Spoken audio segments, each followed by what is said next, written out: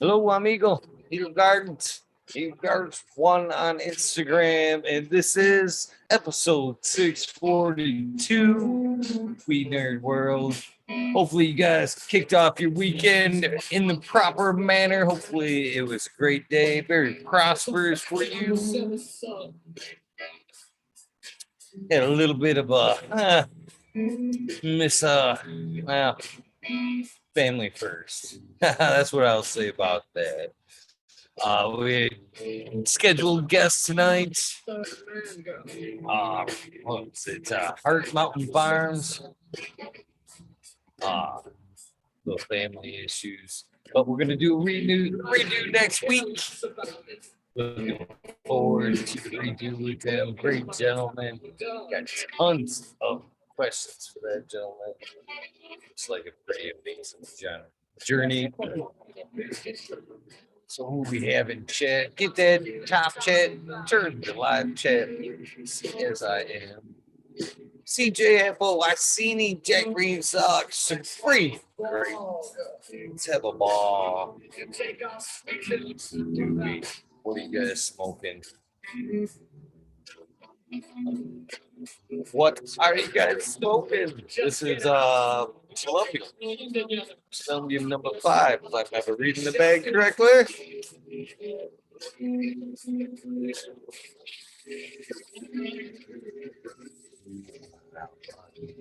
Greenfingers, Miss Maya.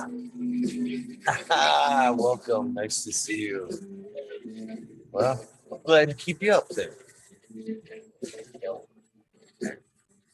Cheers. What are you guys smoking on? Are you guys smoking yet? Please load up that pipe. Tray, whatever.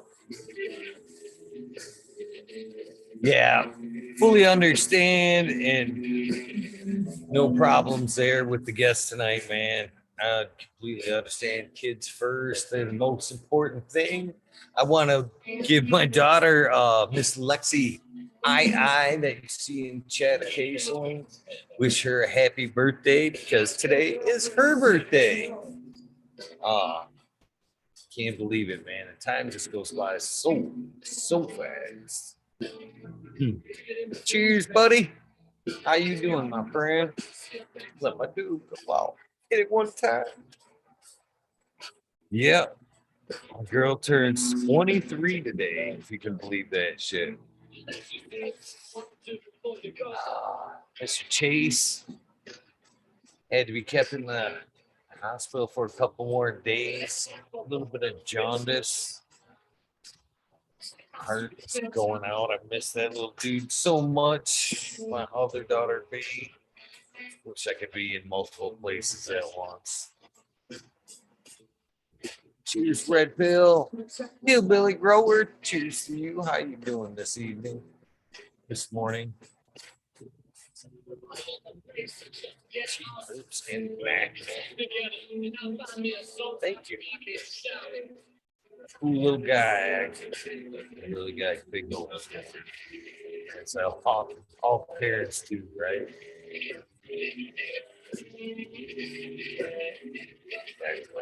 It's like figure out what I've got next coming here. So how was you guys this Friday? Special events, memorable stuff. Excuse me, John. Cheers to Serum. How you doing? See you tonight.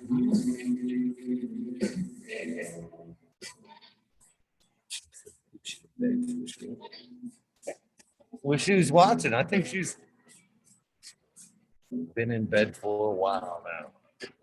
She changed her schedule all around. Oh boy. Harvested a few Wilson crosses this week. Nice. I'm excited about Smiley's Sky Cuddler times that Ghost OG. I got one that just looks incredibly greasy. Incredibly. So how do you guys define grease on the bud structure? I was talking about that with Mr. Smiley the other day. What I thought a perfect greasy bud looked like. Howie Hashington. Wow, what a great name. Cheers to you, my friend. Good evening. Was breathless. How? All right. How was it breathless, Jay?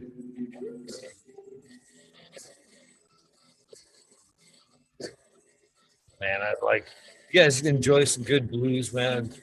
I love being at a good blues concert. Sit back, man. Even more so now that cannabis is becoming more legal. I'm hoping that blues and cannabis becomes a thing. I think that's pretty fucking badass. Mr. Nowhere Man, cheers to you. Mr. Jack, hopping in.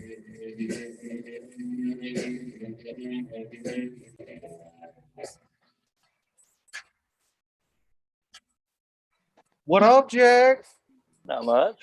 Last thing I heard was you talking about a nice greasy bud structure. Ah, shit. Hold on. I can't hear you. What about now? I don't know. Can you hear me? Can you hear me? Mic check, Yeah. 1, 2.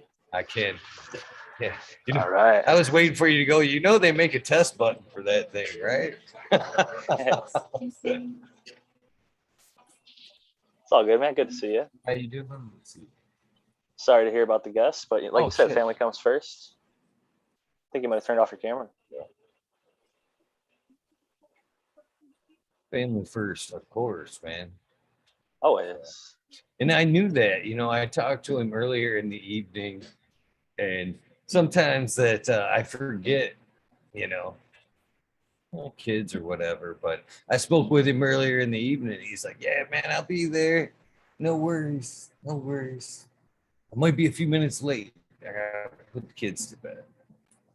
That's cool. No worries, man. I get it. And then I get a text from him. I send a text after it was usually after about a half hour. I write off the guest. I'm like, I'm done sitting here because I'm literally sitting here for that time. You know what I mean? Just waiting to click that button. And tonight I sat here till about, I don't know, 1:45 or so. And then I sent that hey, hopefully we can reschedule. And then I get one back. Holy shit, man! I'm so sorry. I'm trying to get the kids to bed. They wouldn't fall asleep, and in the process, I fell asleep with them. That's total dad moment right there when the answer is just, come on, let's fucking lay down. Everybody fucking lay down. You know what I mean? Yep. So I appreciated it, man. I was like, both my brothers are first-time fathers, and I see it in them, their exhaustion levels when they're, not getting the same sleep and having to run around chasing after the kids, taking care of a lot more than they're used to. But cheers, Greenfingers. Good to see you. Sure.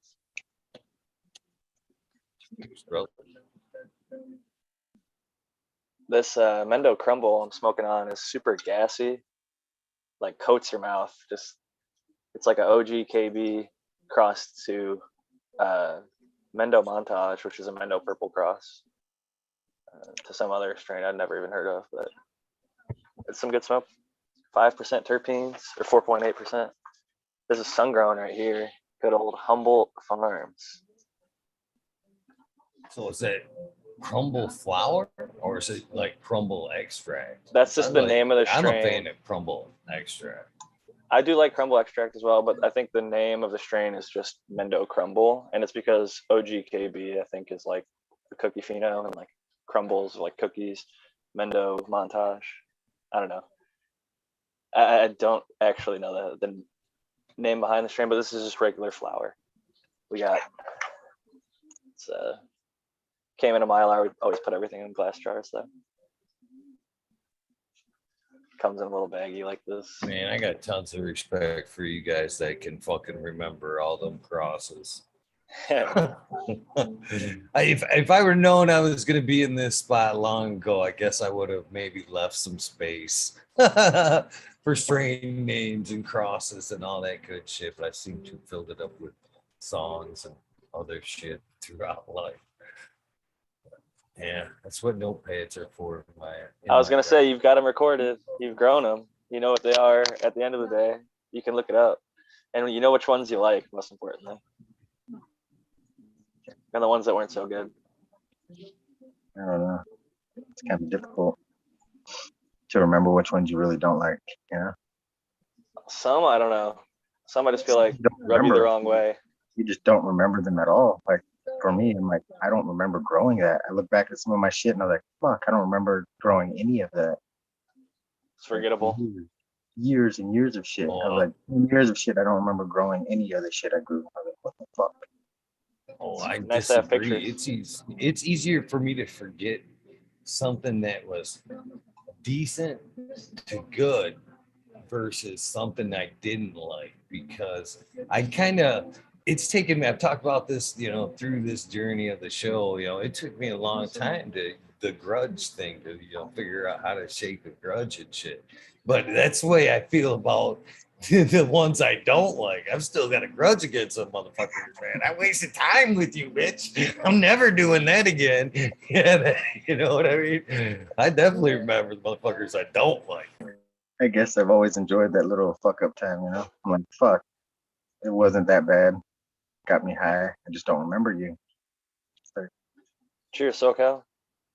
Any strains that you can think of that were so terrible that you remembered, damn, I'm never going to grow that shit again? Yeah, there's a few. Major would say autos. Anything the Major General grows, don't grow it because it's usually an auto. All autos. No, there's actually been quite a few cookies. I hate cookies. I don't care what anybody says. I absolutely will never grow, smoke, or look at cookies. I had one that I sought out and searched and searched and searched for the seeds and ended up hating it. And that was called Holland's Hope. Oh yeah, I know that strain. And it's supposed to be, you know, mold resistant and a great producer. Cold resistant. Yeah, it's supposed to, you know, everything you look for in outdoor. And after growing it, I was impressed with the structure, but I was not impressed with the smoke. And that was one of those ones that it took me over a year and a half to actually find the seeds. Damn, that's a hunt, and then to be let down, it's a bummer. That happened to me with more cowbell. It was 88G13 hash plant crossed with a form cut Girl Scout cookie. And like you said, I don't love growing cookie stuff because cookies don't tend to yield much, and I prefer my things to yield at least average to good. And still have, there's some stuff that yields average to good and is amazing quality. Like I don't think that it has to be a cookie to be good quality smoke. Like some people think only like the sativas that yield nothing or whatever, or the cookies are the good stuff. But I've seen some fire ass shit that yields real well. So yeah. Now I will say though, on the flip side of that, there is one that we grew out that I wish I could get it back. And that was a bag seed from some Mexican brickweed. Grown in, you know, just like Home Depot, was fucking probably Miracle Grow at the time, in a little, you know, 5-gallon pot in the backyard. You know, dogs were pissing on it. We were pissing on it. You know, just treated it like shit. Didn't really know what we were doing growing. Didn't produce more than, I think we got a quarter out of the whole plant. But we first smoked that out in the desert. We were at Gordonswell, which is the very south end of like the Glamis sand dunes. We got on our bikes, you know, we smoked right before we got on the bike, rode to Glamis, which is about 60 miles through the dunes. And when we got to Glamis, we were both, me and my buddy that were out there, were both too high to actually go into the store. So, you know, and usually, you know, you get on the bike after you smoke a joint, and within 15, 20 minutes, the adrenaline's kicked in and the effects of that joint are gone. This thing fucking 45 minutes later, you know, ripping wide open 6th gear through the dunes for, you know, almost 60 miles.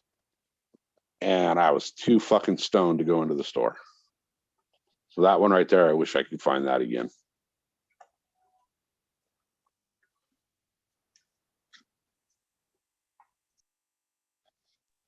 Sounds fire. Oh, it was gross. It was the worst smoking, worst smelling. If I would have bought it at a dispensary, I probably would have punched the person in the face working at the dispensary for even trying to sell it to me. But I'll tell you what, I've never been that high off of, a couple of hits off a joint in my life.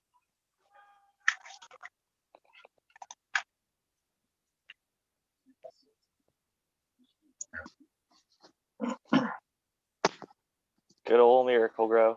Everybody started. Not everybody, but a lot of people started. I'm not 100% sure he planted it in Miracle Grow, but back in the day, this would have been back in like 03, 04.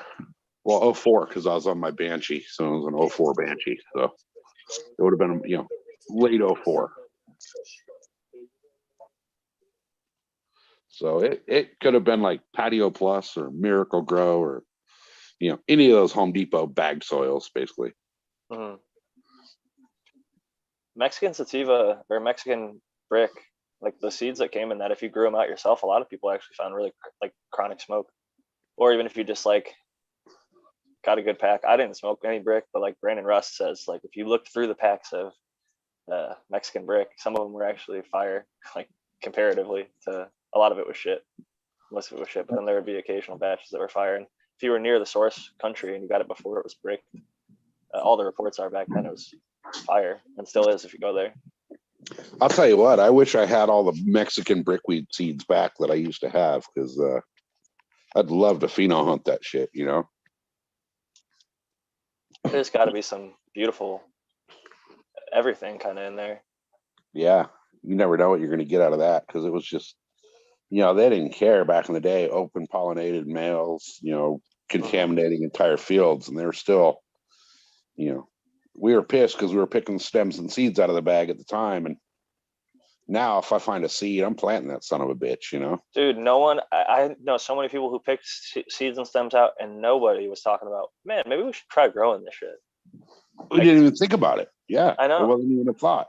It was like separate it and throw it away. Like everybody got fucking kind of one of those things to get tricked into doing. Back in, I always used my seeds for like a fucking emergency catcher. So basically, if you're like me, one end of your tray always had your seeds on it from the fucking, and that always had your little pieces of fucking bud in there and shit. There was always that emergency joint in that seed filter. So I always kept a little bit on the tray there just for that purpose right there, that emergency J collection. We had, back in the day, my brother, he created the first drive-through weed window. He was selling weed out of his bedroom window back in, high school. So, the way the house was set up, his bedroom window faced the street. So people just come up, walk across the yard and knock on his window, and like you're going through a drive-through. Well, instead of me buying weed from him, I just told him, hey, I'll clean all your weed before you sell it. Just let me have some. Well, I kept all those seeds for a long time, and I had at one point like 5 freezer bags stuffed full of seeds. If I had those nowadays, man, I would be throwing seeds every fucking place I went. What happened to them? I don't even know. Don't even know. That sucks. I filled up one of those lint rollers, the handles, the plastic pieces, with all the seeds I ever found, and filled it up like a maraca thing. Fucking, that's what we used. Nice. And my mom threw it away one day. I was so pissed. And the point, like in the last 10 years, seeded bud where I'm at is so rare. And when I do get something with a seed, I actually tend to keep it and often will label it.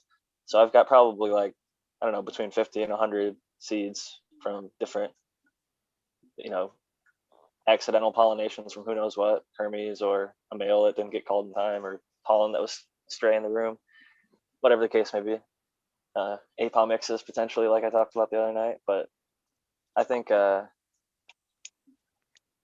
maybe someday I'll grow them out. But I've got a lot of other shit that's before that in line for the most part. Oh, let's see. Yeah, my plans for trying to grow everything I had just went to shit thanks to Morena Family Farms. He sent me a little gift basket, and dude, I got way too many seeds now. I'll never be able to get to everything. Just pop a bunch and fucking call fucking aggressively. Only pick the winners of the winners of the winners. Yeah, but I kind of want to flower them out before I, you know what I mean? I kind of want to see them go all the way to full term before I select. But I do have, I did gain a second outdoor space. Would you keep a fucking runt? Like if it was your one plant is this tall and the rest of them are all 6, 8, 10 inches tall, are you gonna nurse it and baby it, or are you gonna call it? I've actually found that some of my runts turned out to be the keeper. Yeah, I've So, noticed that as well sometimes. And then when they get the flower, they fucking take off. But yeah. But on the flip side of that, like my Joshua tree pheno that I kept did the exact same thing. I popped all the seeds on the same day. Everything was put, I do a direct, I'll soak them overnight. And then 9 out of 10 times I'll do a direct sow straight into the soil, Start off in either a 1 gallon, or lately here I've been starting just straight into a 5 gallon. But I put all the seeds in at the same time, sat down and put them all in together. And that Joshua tree outgrew everything around it like 6-1. By the time everything else was knee high, that Joshua tree was overhead. damn. And, that was indoor. So it kind of fucked me on that harvest because, that plant didn't grow up into the light. It grew up past and over the top of the light. And, in a tent, you can only raise the light so much, Oh, trust me, I fucking know. I'm in a very small tent. That's why I kind of tend to top aggressively, won't veg super long, and I'll just flip when they're maybe a foot. And then they tend to get between at least 2 feet to 3 or 4 feet. And you can pull off pretty decent yields. I feel like a lot of people grow taller plants than that and then end up ripping off like 3 feet off the bottom of the plant. And like, that's a bunch of time that I think maybe it was vegged for that wasn't necessarily needed. But see, I don't leaf strip. I don't lollipop. I don't do any of that shit. I just let them go. I'll top. Well, actually, I don't even top. I thin. So, I mean, I guess same principle, but you just rip it off. I just pinch like 80% of the top, leave a little bit of that little bulb growth, the new bulb growth. Are you trying to get like 3 or 4 new growths? Like the FIM, I hear is like, fuck it, I missed. And instead of like 2, you get like maybe 3 or 4. Yeah, I've noticed that when I FIM, I get at least a minimum of 3 new shoots, whereas when you top, you get 2. Yeah. So I will, my very first topping, I'll top the very first, like at the 3rd node, because I top very quickly into my veg cycle. Mm-hmm. I'll top at the 3rd node, and then that'll shoot out basically 2 main stalks for you because they're, down low into the plant and they just grow nice and thick. And then from there on, I'll just FIM the living shit out of everything. Mm-hmm. And, my brother told me last year when we were doing the Mendo Loco outdoor, he says, dude, you've been coming over every week and FIMing that thing or topping that thing. And I was like, well, yeah, but look at the fucking thing. It's 4 feet tall and 7 feet wide. So I'm going to keep doing that. Yeah, they can get out of hand if you don't. Yeah, and well, with that Mendo Loco, I found that thing loves to grow vertical. It loves to grow tall outdoors. Even in indoors, Smiley's, when I saw his garden, everything's like nice and uniform in a scrog, and then he got Mendo Loco just like 1.5 feet through it, just like giant spears everywhere. It's like Yeah. that thing is a vigorous ass plant, no doubt. Yeah, she definitely likes to grow, but she's she will eat you out of house and home, man. The tall ones tend to be like that. They're hungry ladies, right? They gotta to get that big. They gotta be eating something, right? Yeah, well, she'll suck up as much nitrogen as you can throw at her in veg. And I've tried. What forms of nitrogen do you feed? Me personally, I just do worm teas and worm castings, and I don't put anything out of a bottle. The only actual, let me take that back. The only thing I use in my garden that comes from a bottle is the Kellogg brand fish and kelp oil. And I add that to my tea. So I'll do when I make my teas, I tried to do a little video on it the other day and IG wouldn't let it post. I'll take a solo cup. I use a 1 gallon paint strainer as a tea bag, which you can buy it anywhere that sells paint, you know. I'll use the 1 gallon strainer and I'll put 1 cup of my compost in there, straight out of the compost bin, bugs and all. I'll put a cup and a half, you know, we're talking solo cups, a cup and a half of worm casting. And then once in a while, I'll add in like some BioLive or alfalfa meal or, you know, things like that from Down to Earth. However, Down to Earth recommends that you don't use their products in a tea. They say they're better off as a dry top feed or, you know, soil additive. Yeah. But I do use it just, you know, I don't know if it makes a difference or not. But that'll just be my changes tea, the rate of the breakdown. So like they're Yeah. gonna get some of it immediately. Whatever's water soluble becomes immediately available versus like a Right. slower breakdown. So, and I just use a 33 gallon trash can for my tea brewer. Mhm. And what I did is I went and bought a 6-inch air stone for a fish tank. And I got 2 air pumps that power that stone. And the 2 air pumps are both built for a 150 gallon fish tank. So they're pumping good air through there. I mean, that water's boiling. But, you know, I'll let that boil for 24 hours and it comes out looking like, you know, I'd be pissed off if the head of my beer was that high at the bar, you know. So, but those plants love it. They absolutely love it. And then every second tea, I'll do a popcorn sprout with it as well. The one thing I was gonna potentially recommend, and it's not a bottle, it's a powder, but it's aminos, like amino acid. They can come from a bunch of different things, but like vegetable, like I think there's like soy and other different types of amino, like pea amino, and just like a immediately available nitrogen source. And Yeah. it's water soluble.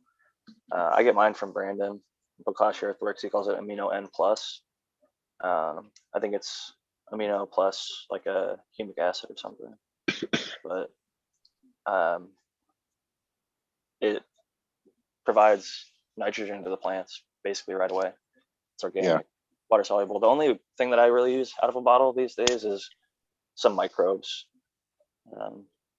but I don't necessarily really even. I think worm castings provide enough microbes if they're fresh, and I don't know. Like you said, you're talking about Mr. compost. Smiley, What's wrong with a buddy bottle? kilowatts. What up, buddy? Kilowatt? You Hey, Smiley. Smiley. What's up, guys? Yeah. There you Whenever go, it gets man. more than 4 people, I never see when people jump in. I feel bad. I was jibber jabbering. I didn't mean to cut you off. I just wanted to welcome them. They've No, been no, sitting it's all there good. patiently for a few. Well, Buddy said he was smoking on something that Here sounded comes awesome. Red Pill. Yeah. What were you smoking All right. earlier? I've harvested some of the Wilson crosses I got from Mace this week. The Banana God Wilson, the Sour Trop Wilson, Grandpa Breath Wilson, all That came was the out one. great. That was the one that you said in the chat, and I was like, I wonder how that is, the Grandpa Breath Wilson. It's bomb.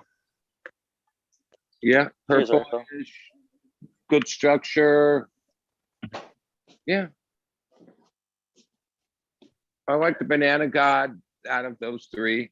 I have a couple other ones hanging that are still drying of a different kind. Fuck, here's so many. I don't know. Some apricot, Wilson cross or something like that. What kind of flavors were you getting from the Grandpa's Breath, Wilson? The Wilson kind of carries that trop flavor pretty much in everything. Grandpa Breath is, I'm not the guy to come up with all these names. It was good tasting. Nothing like More stand trop out. though. Yeah, I mean, Grandpa's that's what Breath, you the would say? Wilson brings. I'll have to be honest with the Wilson. It brings great structure, like I call it like candelabra plants without any topping. They just all three of those genetics, which are pretty different. The bud structure was totally different. I think the Wilsons, what the Wilson brought to the table is this structure that seems to be in all the plants that I've grown with from him, which that's good. For me, that's I'm about that. His whole thing is like Wilson X everything or Wilson cross to everything. Like he wants Well, to. I got some things of his that aren't that, but honey bananas, there's a few, but the Wilson's a jam. Like if you create something that works, run with it. It's an interesting approach to breeding. I think that some people would take more I time. mean, to, like, it's just a bar. descendant of Oni, and Oni put out good stuff, you know, whether you like him or not. Oni was onto something. No, I agree. I honestly think Oni, and then later like Bloom, I think, or Harry Palms, whoever is responsible for the work. I think it was all really good work. I think they're great breeders, and I think that Mace picked a great product to work with. I mean, I I'm just think friends that- with Mace, so I'm very biased, but like I'm a 60-year-old white guy. But what I see with Mace is he's like a what do you call it? He's Meme a god. lot of people look up to him from the Latin community that like, well, if this guy can do it, we can do it too. And that's like cool to see, like knowing his like inner circle and in the LA. I grew up in LA, even though I don't live there now. It's good to see that inspiration he puts out there for the gigantic Latin community, which is in Southern California. And, you know, so ultimately he's cool with me. Yeah, I've never Cheers, grown Red up. Pill. Oh, what up, Red Pill? Sorry, Smile. No, I was just gonna say everything I've seen though, that Wilson, it looks like it's fire as fuck. So Well, it's going to take me a little while, but your first, wait, what was it? Goggle, hippie goggles. Okay, those are up and going, and I like how that looked. So I went with, and I also heard you guys talking, or somebody else was growing. What is it? The Sky Cuddler GG4 that you sent me. Okay. I got those are just barely cracked the ground, but so I got 2 of yours going. I've got the. I Sky appreciate Cuddler times the ghost. That's the one I was running. I pre-raised my hand before you finished your sentence there, buddy. Yeah, I'm terrible at interrupting people or talking too much. I'll do my best here. So I got a question for Jack, since you're near to my area here. Do you do anything outdoor? No, not right now, because legally, I'm just trying to stay within my. Okay. I grow outdoor, SoCal. Oh, that's right. You're up in. Okay, yeah, that's right. Have you had any problems starting off seeds late? Well, if you're going to want it to get into a natural veg cycle, I would recommend supplemental lighting, even just fooling them with a 10 watt or 20 watt or something. My experience, yeah, we're really close in a lot of things. It's hard to find something that's going to like fall into natural veg, especially if you went late in the year. that's where Oh, I'm if you at wanted right to now get a is- couple feet high and flower, well, that'll happen around here pretty much year round. But if you Yeah. want to like get it to be about 6, 8, 10 feet, you got to add some supplemental lighting.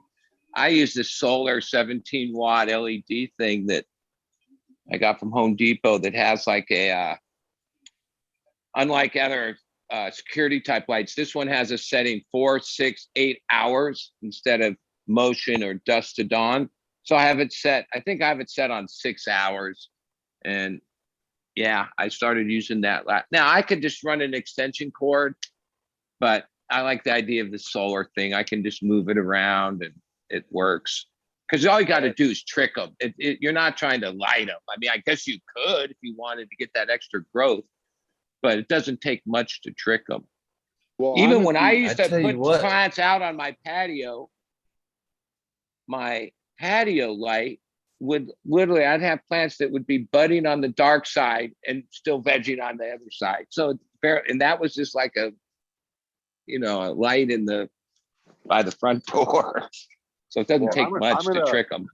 I'm at a point right now No, where buddy. Just gonna say real quick that you're right, buddy, because I've still been running that 12-in-1, and I've actually had a plant in that earth box from seed, and that little girl from seed has taken off just fine under that 12-in-1, just giving a little bit of interruption and during that cycle. So like you're saying, I don't think it needs much either, just a little bit of something. I've grown outside since I moved to San Diego, 23 years. Until COVID, basically, my plan was always just to have some big ones from indoor and move them out. Now, because of the exaggerated light cycle, if you take things from indoor and move them out, they're going to trigger the flower. Even if it's a clone, I learned over a few years of trying to take things. So over the last few years, yeah, I sprout things without putting them in artificial light, not inside my indoor, not in my clone area, nothing. I use the window light to, harden them a little. And even when I put them in the beds, I have old domes from cloning that I'll just put on top with a rock to weight it down. And shush. well, here's where I'm coming from on this whole thing is I started all my seeds in February. Outdoor, they all germinated outdoor. They've been outdoor their entire life. Never seen any kind of man-made lighting in their lives. Pulled all my males. 2 of my females all of a sudden went into flower. Yeah. So I'm down to 4 females that are going outdoor, and they're actually it's on the calendar now. We're going out there Sunday. We're going outdoor Sunday, but I've gained access to a second outdoor location. So I want to crack some new seeds, but at the same point, I'm kind of hesitant of cracking new seeds right now for the outdoor just fine because now. it's so late. You know what I mean? February. you're was fine. great. Crack that shit. What are you Now it's Dude, perfect. yeah, February was too early, brother. I think Mother's you're Day. better off cracking them now. Mother's Day is the outside rule. You wait till Mother's Day. Anything after that, you can go outdoors. Anything before that, Or you're the gonna fuck it up. solstice. And Yeah. Summer even solstice. last that year, shit on July 1st? You're still gonna get my lesson from my crop last year, which did really well, was I went too early. And this year I'm like backing that up to like, well, I have my sprouts going, and I have some things. I have one bed there, but no, in this area, you're better off a little later. Okay, yeah, I've never gone outdoors this late with seed start. But that's a time when, like, if you really want to jam it out and guarantee your success, I would say, well, try to fire them, even if it's just a T5, and get them going, get some height and something going before you stick them out there. Dude, Well, those both things of will shoot up like you wouldn't believe, especially Yeah. a seed like that popping up. They're gonna rocket right out of there if you got them in a bed or something. Yeah, that's Well, kind of what I'm. fine. You'll get a great. San start. Diego is like, I guess, I don't know the exact hours and all that, but we're really on the cusp. So it's tricky to Pretty get much things like, to, buddy, like you said, I have somebody just to testify with what you said, who throws clones out all year long and some of them will be a foot, some of them will be 2 feet, some will be 6 feet. So depending on the time of the year, some of them will actually get a little bit of the veg time. They don't use any supplemental lighting, but it pretty much will always go into flower. You just throw it out there, and There's a lot of reasons, I believe. I mean, I also have had a Fallbrook Red that's been grown here for 20, 30 years that I've been given seeds of. Oh, that's acclimated. It's a sativa. It's comes from Mexico. It can handle that shorter cycle. But a lot of the genetics over the decades come from, either indoor or Northern Cal. So right off the bat, you're fighting that like in Northern Cal, they have like 15, 16 hours of full sun during this time of year. Right. We're pushing like what, 13 right now? Just barely, yeah. And So then, that's been and but- so when I added supplemental light, it changed everything. Yeah. well, that's where Then it can my veg. problem is I don't have any power at the outdoor spot. The solar lights he was talking about. He was saying about the solar thing. That's Yeah. what he's using. I tried to power. go Yeah. outside and show this thing to you. I'll send I you got a it link. at Home Depot, but somehow it's weird. I can go all the way down to my building. My Wi-Fi doesn't break up, but right out front, it seems to break up. But that's But it. for- It's I was gonna say for a seed, actually it's not still gonna on matter. right now. Let me see if I By can. the time a seed gets up there, the daylight would be fine, right? Like, It's already right now. It's more than 12, right? yeah. So why would that matter for popping a seed? That's what. Well, I'm just thinking, Some stuff flowers at 13 hours, man. 14 Do it in hours. August. 12 is not exactly, because it's just like how when they get that 730, that deep red and far red before, like that's why people run the reds after, is so they can run 13-hour lights on and have 11-hour darkness and still flower. And oh yeah, the what do they call that? The Emerson effect. the Emerson effect is the benefit you get from running both reds at the same time, but running the 730s after the lights off puts them to sleep faster so that they can essentially go into their dark cycle quicker. And that allows you to run more light during the day. And then they can do their same processes they need to at night in a shorter period of time. Okay. So Yeah, see, I was just hesitant because usually my outdoor would have been, in the ground, because I don't use pots outdoor. I go straight into the earth. So usually that would have been out like the first week of April. I think April you could get away with it. February, I think is, and like Smiley said, starting from a seed, because seeds aren't going to go straight to flower. Even if you had it like indoor, 12 from seed won't go straight to flower. It'll take like 5 or 6 nodes to build itself up, and then it'll start flowering. But Right. it I depends just on the don't want genetic to too. pop some seeds and have them be like, 2.5 feet tall and go into flower when I'm going for. My goal this year is a couple of trees. You know what I mean? I think I definitely don't think using you a get little a giant- supplementation. Like, I don't think you get a giant plant like what you're planning on, but you could pop the seed, no problem, I would think, and it wouldn't, you know what I mean? It wouldn't be a problem for trying to keep it in from flower. And I would think a seed. I'm not It's worried like, you about gotta it think flowering. I'm just worried about the actual time frame for it to have its, a good veg Now, here's cycle my before it experience. naturally goes. Last year, my plants were over 17 feet tall. I had to get on a ladder to even get up there. I used the supplemental light too long. They got too big. In one way that was good, but like this year I'm shooting for like more like 4 or 5 foot plants that I can manage and get a better quality overall out of. So when do the plants switch to flower for you guys naturally? It depends on when you plant Yeah. them in the season, but I would say around 13, Really? 14 hours. Yeah. Like late August, early September. My experience. Mine don't start till October. So you'd have like 3 months if you started one right now. There's stuff that to be finishes in honest, October. SoCal, It I mean, depends on other the than the strain. worst And of don't the finish winter, till you November. can almost grow weed year round, flower cycle year round in San Diego.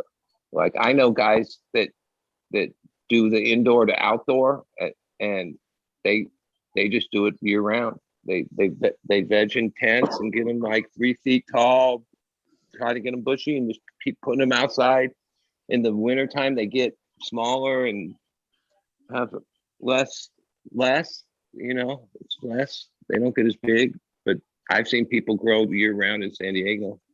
It's still nice though, that winter stuff. My buddy's got some tiny little winter plants, and it's some sweet crops outdoor. Yeah, super Sweet, purple. sticky. And So like, are you guys like in Hawaii? I remember they were saying like they almost have to supplement light, or you can flower anytime because of the light cycle. Or Yeah, so it's You just guys are like how that the close. equator is kind of. It's Hawaii. Their longest day of the whole year, summer solstice, is 13 hours, and their shortest day is 11 hours. That's pretty direct light. And even a lot of other outdoor growers in SoCal are in Ventura County, and even just that far, which you're not from California, but that's like above LA a little bit, still Southern California. Oh, it's different up there. San Diego's like, yeah, we're that's not south. central. Ventura, I feel like You wouldn't know. Well, technically Fresno. Like, well, I know this because in prison you're Norteño if you're above Fresno, and you're Sereno if you're below. So that's that's the official line as far as like. But it makes sense. yeah, no, because a lot of Ventura Ventura would comes still- down to LA. Ventura, like maybe you could say San Luis Obispo would be central. I mean, if you really look, especially like San Francisco would be. That's northern. Yeah. Or I mean, the difference semi-northern. between San Francisco and Oregon is like a huge amount of miles. The difference between Yeah. LA and the border is a few hours, right? You know Right. what I mean? I don't know. It's So when you crazy. look at the mileage, yeah, I mean, Northern above- California is huge. huge. People underestimate how big it is, and California's a long ass state. I've told the story before, but I took a Greyhound bus and trains. It took 22 But- hours up and 23 hours But then back to again, go to the Humboldt. biggest county in the whole country is San Bernardino. So, even though most of it's, desert unbearable, but it's giant. Well, if you think about it, California is almost the size of the entire eastern seaboard, minus Florida. Right. No, I consider Northern California anything north of the 52. But then anything south of the 94 is Mexico. So going back to the growing in That's San it. The Diego or 52 that outdoors. cuts across through Gilmore, right? No, the 52 goes from La Jolla to Santee. Oh no. Okay, no, I'm talking about the 152 or something. There's a freeway that can go from the 5 to the 101 that drops you out in Gilmore where they grow all the garlic. Oh, yeah, that's way up there, though. Well, that's probably technically about half. I Hey, get that what shit you're is smelly saying. as shit. I don't get how garlic growers get away with throwing that shit. It stinks up the whole Hey. city. But cannabis Even growers though have to do garlic regulations. has made this strain fad in the last few years for like 20 years. I grew a strain that finished fast. Like it would finish at 45 days. It's super crusty. A lot of people in San Diego will know it because I sold pounds of this shit for years. It was called garlic. It didn't have a garlic smell. That wasn't why we called it garlic. The guy that we got the clone from lived outside Gilroy. And when we went up there to meet him, we didn't even meet him at his house. It was like, meet us at this road, the rest stop or something. Where But this yeah, street we crosses always that called street. we called it garlic because when we got it, it was like our eyes were tearing. You go up there in the what do they call it, the harvest period, when the garlic is ripe in the fields, it literally brings tears to your eyes. It's so gnarly.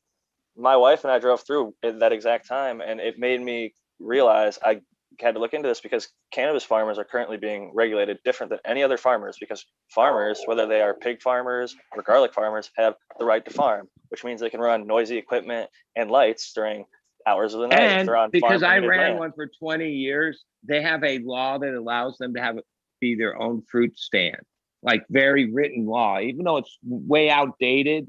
That was the law we took advantage of to own a fruit stand on the 76. Every for 20 constitutional years. law is outdated, but they're still held in law today. So that fruit stand law should still apply to any farm. And I think that cannabis should be regulated kind of more similarly to some of these other farms. Let us fucking, grow and not have the neighbors bitch at the smell. A little bit about trying to get farmers market as a place that cannabis farmers can license. I mean, you and me might disagree to a point.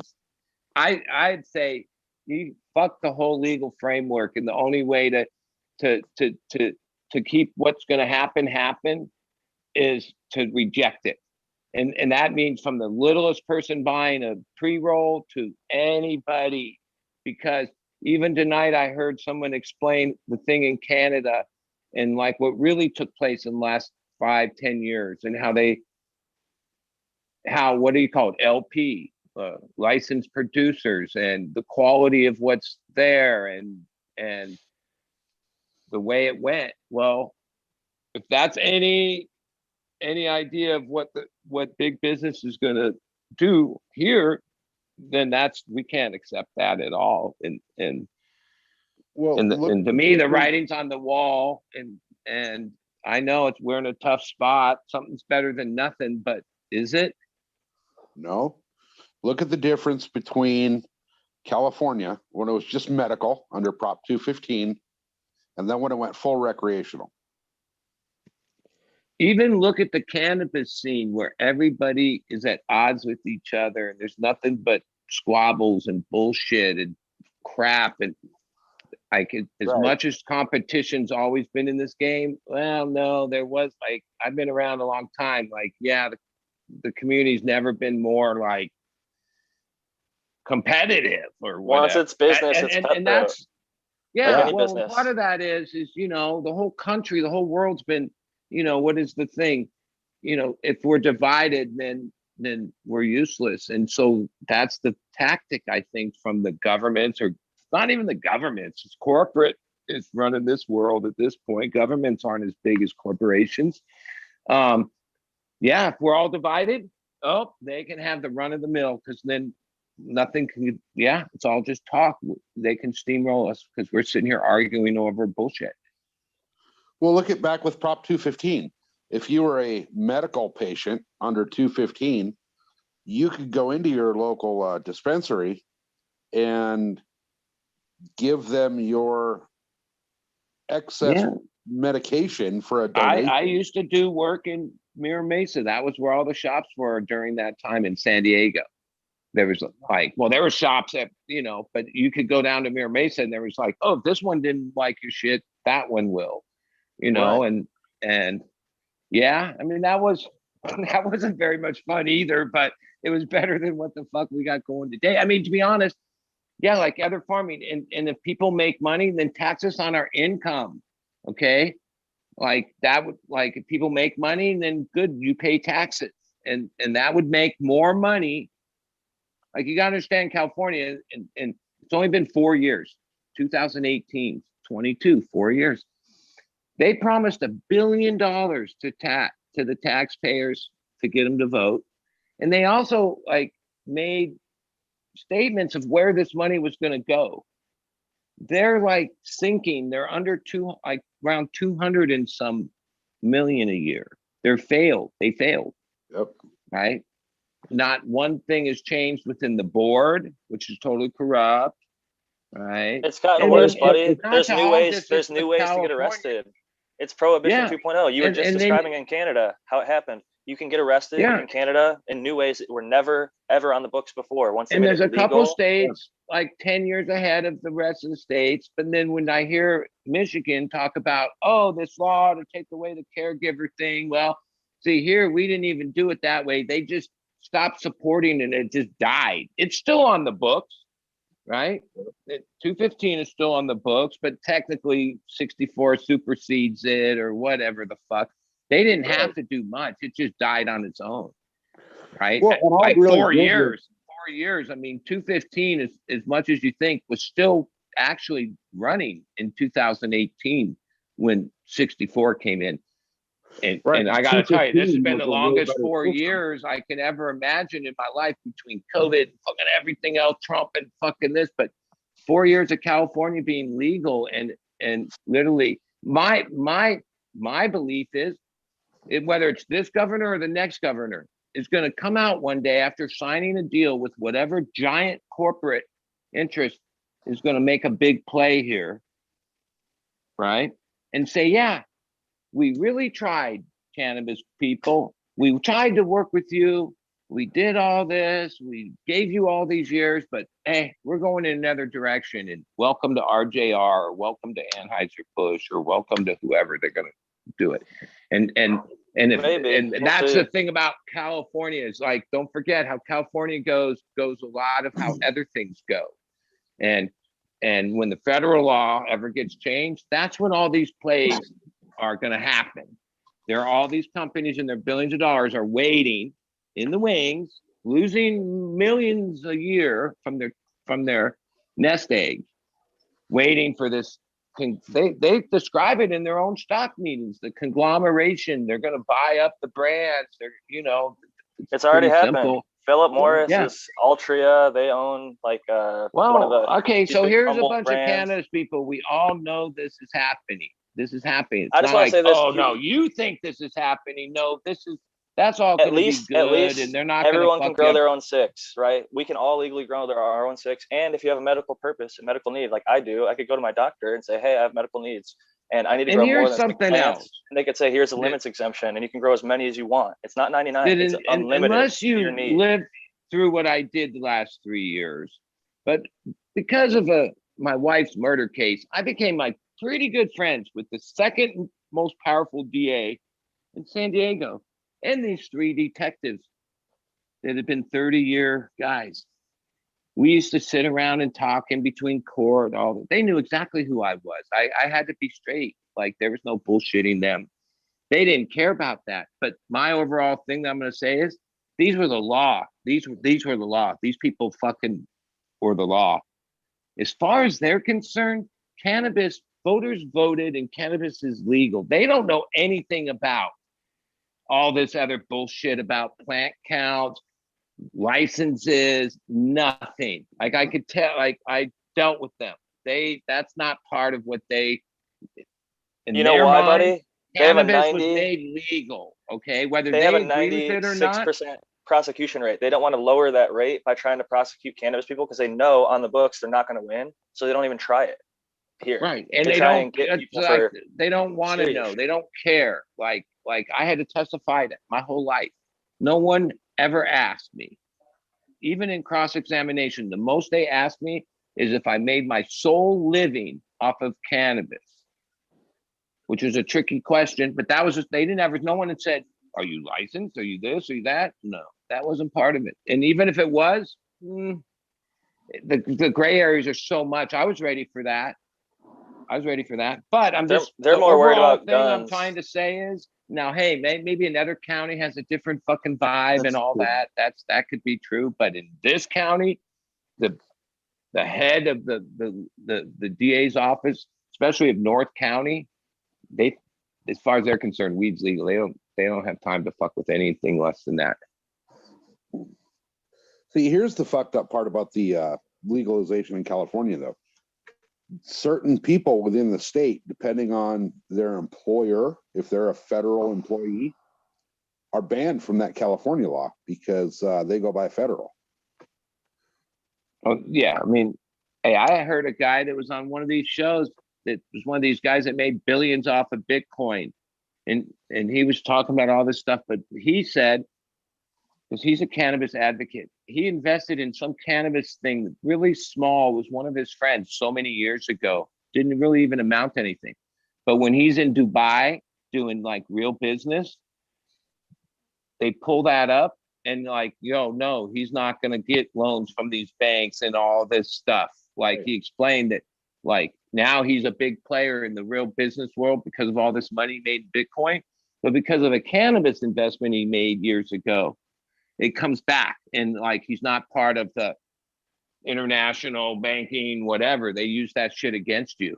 Like it's so 100%. which they'll always do that. Like even when the law, yeah, I mean, like the thing I see with what Jack brings up, like any other farmer or any other business, what it is with cannabis is there's no trust at all, right? Jack, with tobacco, they trust that they're going to get their 3,000% tax off of a stamp on a piece of cellophane. Okay. Alcohol, yeah, there's an excise tax per gallon of proof, right? They get that money. Cannabis, even this year with the supply and demand thing, the law never encountered that people with licenses might need to grow less weed because there's a supply and demand. So like, even if you have an outdoor license, you can't go at the state and say, yeah, we just want to exercise a third of our license this year. We don't need to grow this much. No. And why? That there's nothing like that, because they don't trust, they don't have a way to make sure you're not just saying that. The reason that every crumb has to be weighed, they don't trust anybody. They're never going to trust anybody. Well, how could it be a real business? Like even with Jungle Boys, like paying 18 million in taxes and over a $60,000 thing when the government was closed, they raided his ass and took all of his shit, right? If you paid 18 million in taxes, 64,000 might just be considered a rounding error. My mom was an accountant for entertainers. Yeah, Especially when their fucking offices were closed, when they were trying to be paying. Yeah, but that was like, that sent a signal, right? You know what I mean? It's a crooked. Dude, we live in California. If you didn't know, this is a crooked ass state. It's I heard unfortunately. somebody the other day talking about, well, yeah, you like in the East Coast, there's more mob. Well, there's all that out here, but it's never been publicized the same way. Right. It's just like people greasing each other's palms behind closed doors. It's like the same 15 people on the same boards that own everything. It's and even I have a lot of friends in Mendo and Ukiah, and some of them work selling wine, because if you need a job and you live in Northern California, most likely there's jobs where you get on the phone and you cold call selling wine. That's a way to make money. And they have all these little wineries along the road. Half of them are decrepit and seen better days, but even small ones where they have their little thing where people stop in, taste wine, and sign up for the annual, harvest. You get a few bottles a couple times a year. That, that's the business. Why wouldn't cannabis farmers be able to just do the same thing? And just like the wine farmers, they have a few grapes growing there, to show, hey, look at, we're actually farming. I mean, the thing with a lot of those small, because in Temecula, there's a burgeoning wine thing. And so around my area, a lot of people putting in grapes. But if you know what's really going on, it's called fortifying. Like, you don't have to actually make real wine to sell wine, right? And so all these little plots of land, I know because I've been up north. You know how much grapes it takes to make wine, right? So a little plot of 20 acres doesn't make enough wine to have a vintage that you're going to sell for more than a week. You know what I'm saying? So there's props, right? Even how I learned about this was back in the shatter days. I used to order this grapeseed ethanol. And if you read everything before we came along, that product and all the other ethanols that this company was selling was for wine fortifying, right? So like if you make wine, it only comes out 5%. I'm not a drinker. I don't know all these percents, but whatever the percentage, a little low, you just add a little ethanol and bring it up to 7.8 or whatever the thing is. And, most cheap wine, that's how it's basically Welch's with ethanol. You know what I'm saying?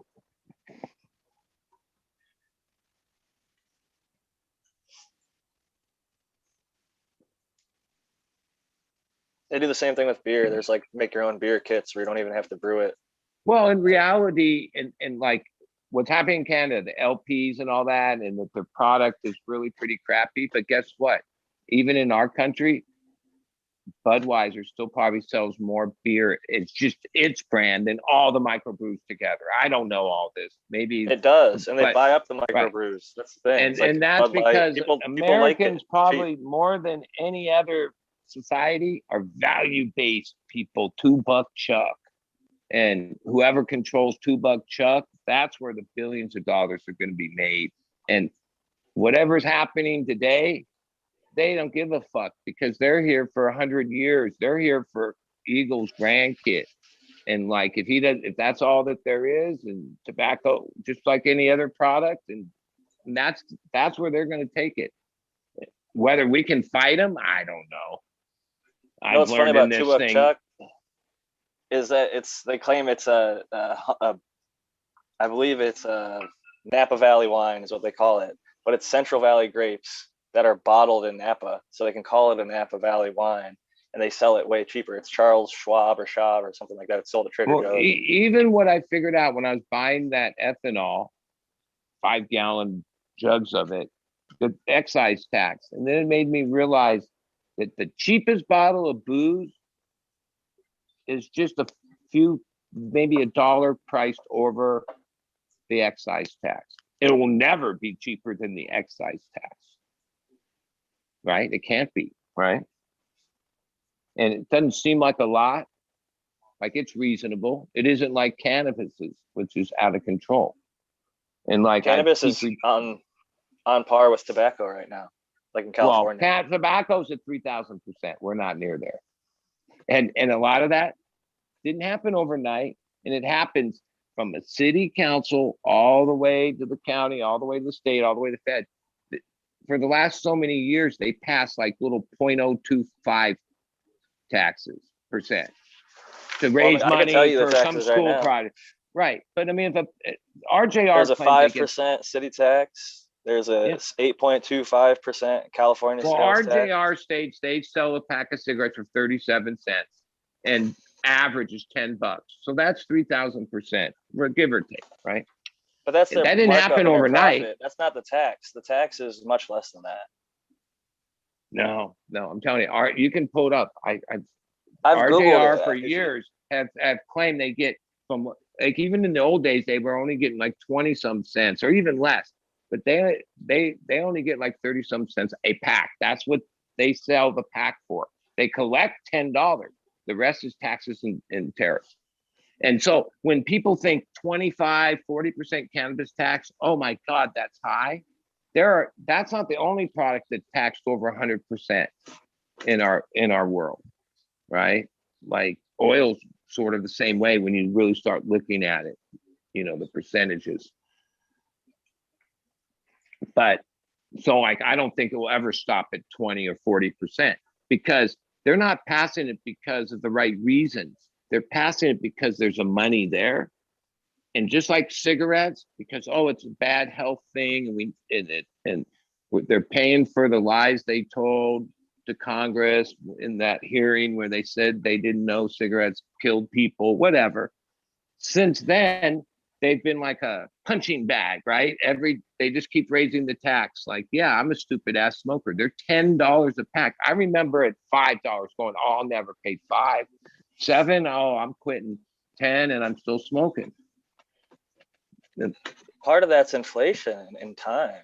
I mean, the dollar is worth less. Gas, everything, bread, Well, milk, yeah, everything has gone up. That's not tax. And to switch to something else, I believe the best botanists in out of our education system has been hired by RJR for years, and not just to get a better yield off of the one variety of tobacco that is 99% of the cigarette market, at least in the United States. And it's not chemicals they lace it with. They've tweaked the botany of it to be a more addictive product. Like it's not like the cigarettes taste any better or anything, but it's like if you get a degree in botany, you want a good solid job that pays a lot, yeah, go work in tobacco. What do you think those people are tasked with doing? Or are they Making people something engineering more- food? And that's my fear. Like cannabis, I know I've been addicted to almost everything. Cannabis isn't addictive. Oh, I might miss it, but no, I ain't going to be rolling in sweat and all this other crazy shit other drugs do, right? But they would like it to be. Big business are asking themselves, well, can we make this addictive? Just like Doritos and Sugar Smacks and Coca-Cola and coffee and alcohol and cigarettes and every other product they invest in. They have a problem with cannabis being non-addictive, big business. Because if it's addictive, well, now we're talking from their perspective. You know what I mean? It's a medicine though, Even- so people buy it habitually anyway, so it's not like they have a hard time selling cannabis. And to not to be a dick, but just Google and you can find And California's you know percentage one of of the tax. Buddy, just let me say one sentence. 65% is the actual tax for tobacco in California. You were saying 287. 3,000%. That's a little bit of an overestimate. well, wait. You said California's tax. Right. California, But if Okay, that's California's tax. That's What where we about the whole live. federal? Okay, it got taxed before it ever got here. I understand that. But even if we add all of it, I Well, promise if you it's not 3,000. RJR says that they sell a pack for 37 cents and They're it's lying. $10, like whatever they're saying, yeah, that You're California trusting 65. big tobacco. That's your first problem. Don't trust Well, I them. don't trust They make any much of it, money. but If they say they're selling it for 37 cents, they're lying to you. Maybe they did that in 1990 or 1980 or 1970, whenever. I don't know. well, But here, I'll pull it up right now. You can't But- produce the packaging for 37 cents a pack. to say anything is taxed 3,000%. I mean, if that's calling everything that's a tax. Like to say that the input costs of their materials, we're taxing them for that. Like that's input costs. Like everything goes, the actual tax that goes to the governments. There's state and there's federal. So we could Google what is federal tax on tobacco, and figure does out whatever that that say? number is. It'll take 20 seconds. I don't know, Red Pill or somebody else who has a keyboard. Somebody in chat might have already said it, but federal tobacco tax. All right, so back to the whole winery and cannabis thing, right? So California, you have Temecula, which is up and coming as a wine producing area, and Napa Valley, which is known worldwide, right? You get off the freeway in either one of those places, and you drive a mile off of the freeway towards the wine country part of that area. Every other driveway you see is going to be a little winery, whether it's Bob and Sally's fucking winery in their backyard. Every single one of those places is wine tasting, right? Why can't we do that with cannabis? Well, here's one reason. One of the studies that was Rhetorical funded by our government in the 60s with cannabis showed that if you take like a typical binge drinker, like a person that's buying like 4, 5, 6, 7, 8 beers or, drinking, which is their real money at a bar, and they smoke some weed, guess what happens? It slows that down. Like the two don't really go together. That's why you never see anybody with the brilliant idea, let's have a bar and have weed. It's coffee and weed, right? Okay. And that's now, what I think. The alcohol industry is afraid of cannabis. It takes their edge away. And their edge is 100%. when people start drinking fast. However, when you say you're driving down the freeway, right? You look over to the guy in the car to your left, and he's swigging on a fucking bottle of Jose Cuervo. Are you going to want to drive next to that guy or the guy on your right that's smoking a fucking joint? Exactly. Well, then they've done studies too where they took chronic smokers and did some crazy driving test and they slowed down a little, but they had like more perfect like cognitive skills than now people that had just smoked marijuana for the first time or that was a different story. And yeah, like when you were a kid and first got high, well, that you might not have been a better driver, but they showed that chronic smokers, it was a real study. It was a few years ago. And something else when you mentioned, Jack, about medicine, what I think is going to be a hang up is the AMA, which that's the doctors, that's a huge association that controls what medicine is and what they think, and doctors. They've never believed and have done everything in their power for 100 years to not believe in what they call aromatherapy, right? They find no value in it. It's been something that they don't teach. It's not in their beliefs. Even though in other medicine, Chinese medicine, and it is accepted. And when you really get into the entourage effect of cannabis, that's what it boils down to. It boils down to an aroma, terpenes, and the effects they have. And that's going to be a big thing for the real medicine of our AMA, because they've been against aromatherapy for a long time. Like, Well, it's funny they because debunked it. like Eli Lilly, one of the big pharmaceuticals, they had cannabis tinctures back in the day, and one of the companies that Pfizer acquired was a big cannabis producer back in the day. Like you said, it's been about 100 years, since the 30s, since they started taxing it, and then in the 70s eventually banned it. But when it comes to them and medically accepting and accepting the entourage effect, it would go against like a stance they've taken for a long time on aromatherapy, which I agree. is wrong. Like, it's like, whether it's from cannabis or other things, it's obvious. Like, I remember Nature in Japan, they call it Shinrin Yoku, the Japanese forest bathing. if you walk you through a ask pine most forest, people if they had to, like, rate their senses, or would they give up one of your senses, most people think their eyes and their ears are like the most important, except, and even myself would think that, like, I couldn't imagine not hearing or seeing. But they say what really is important is like taste and smell. It has a lot. It's super important.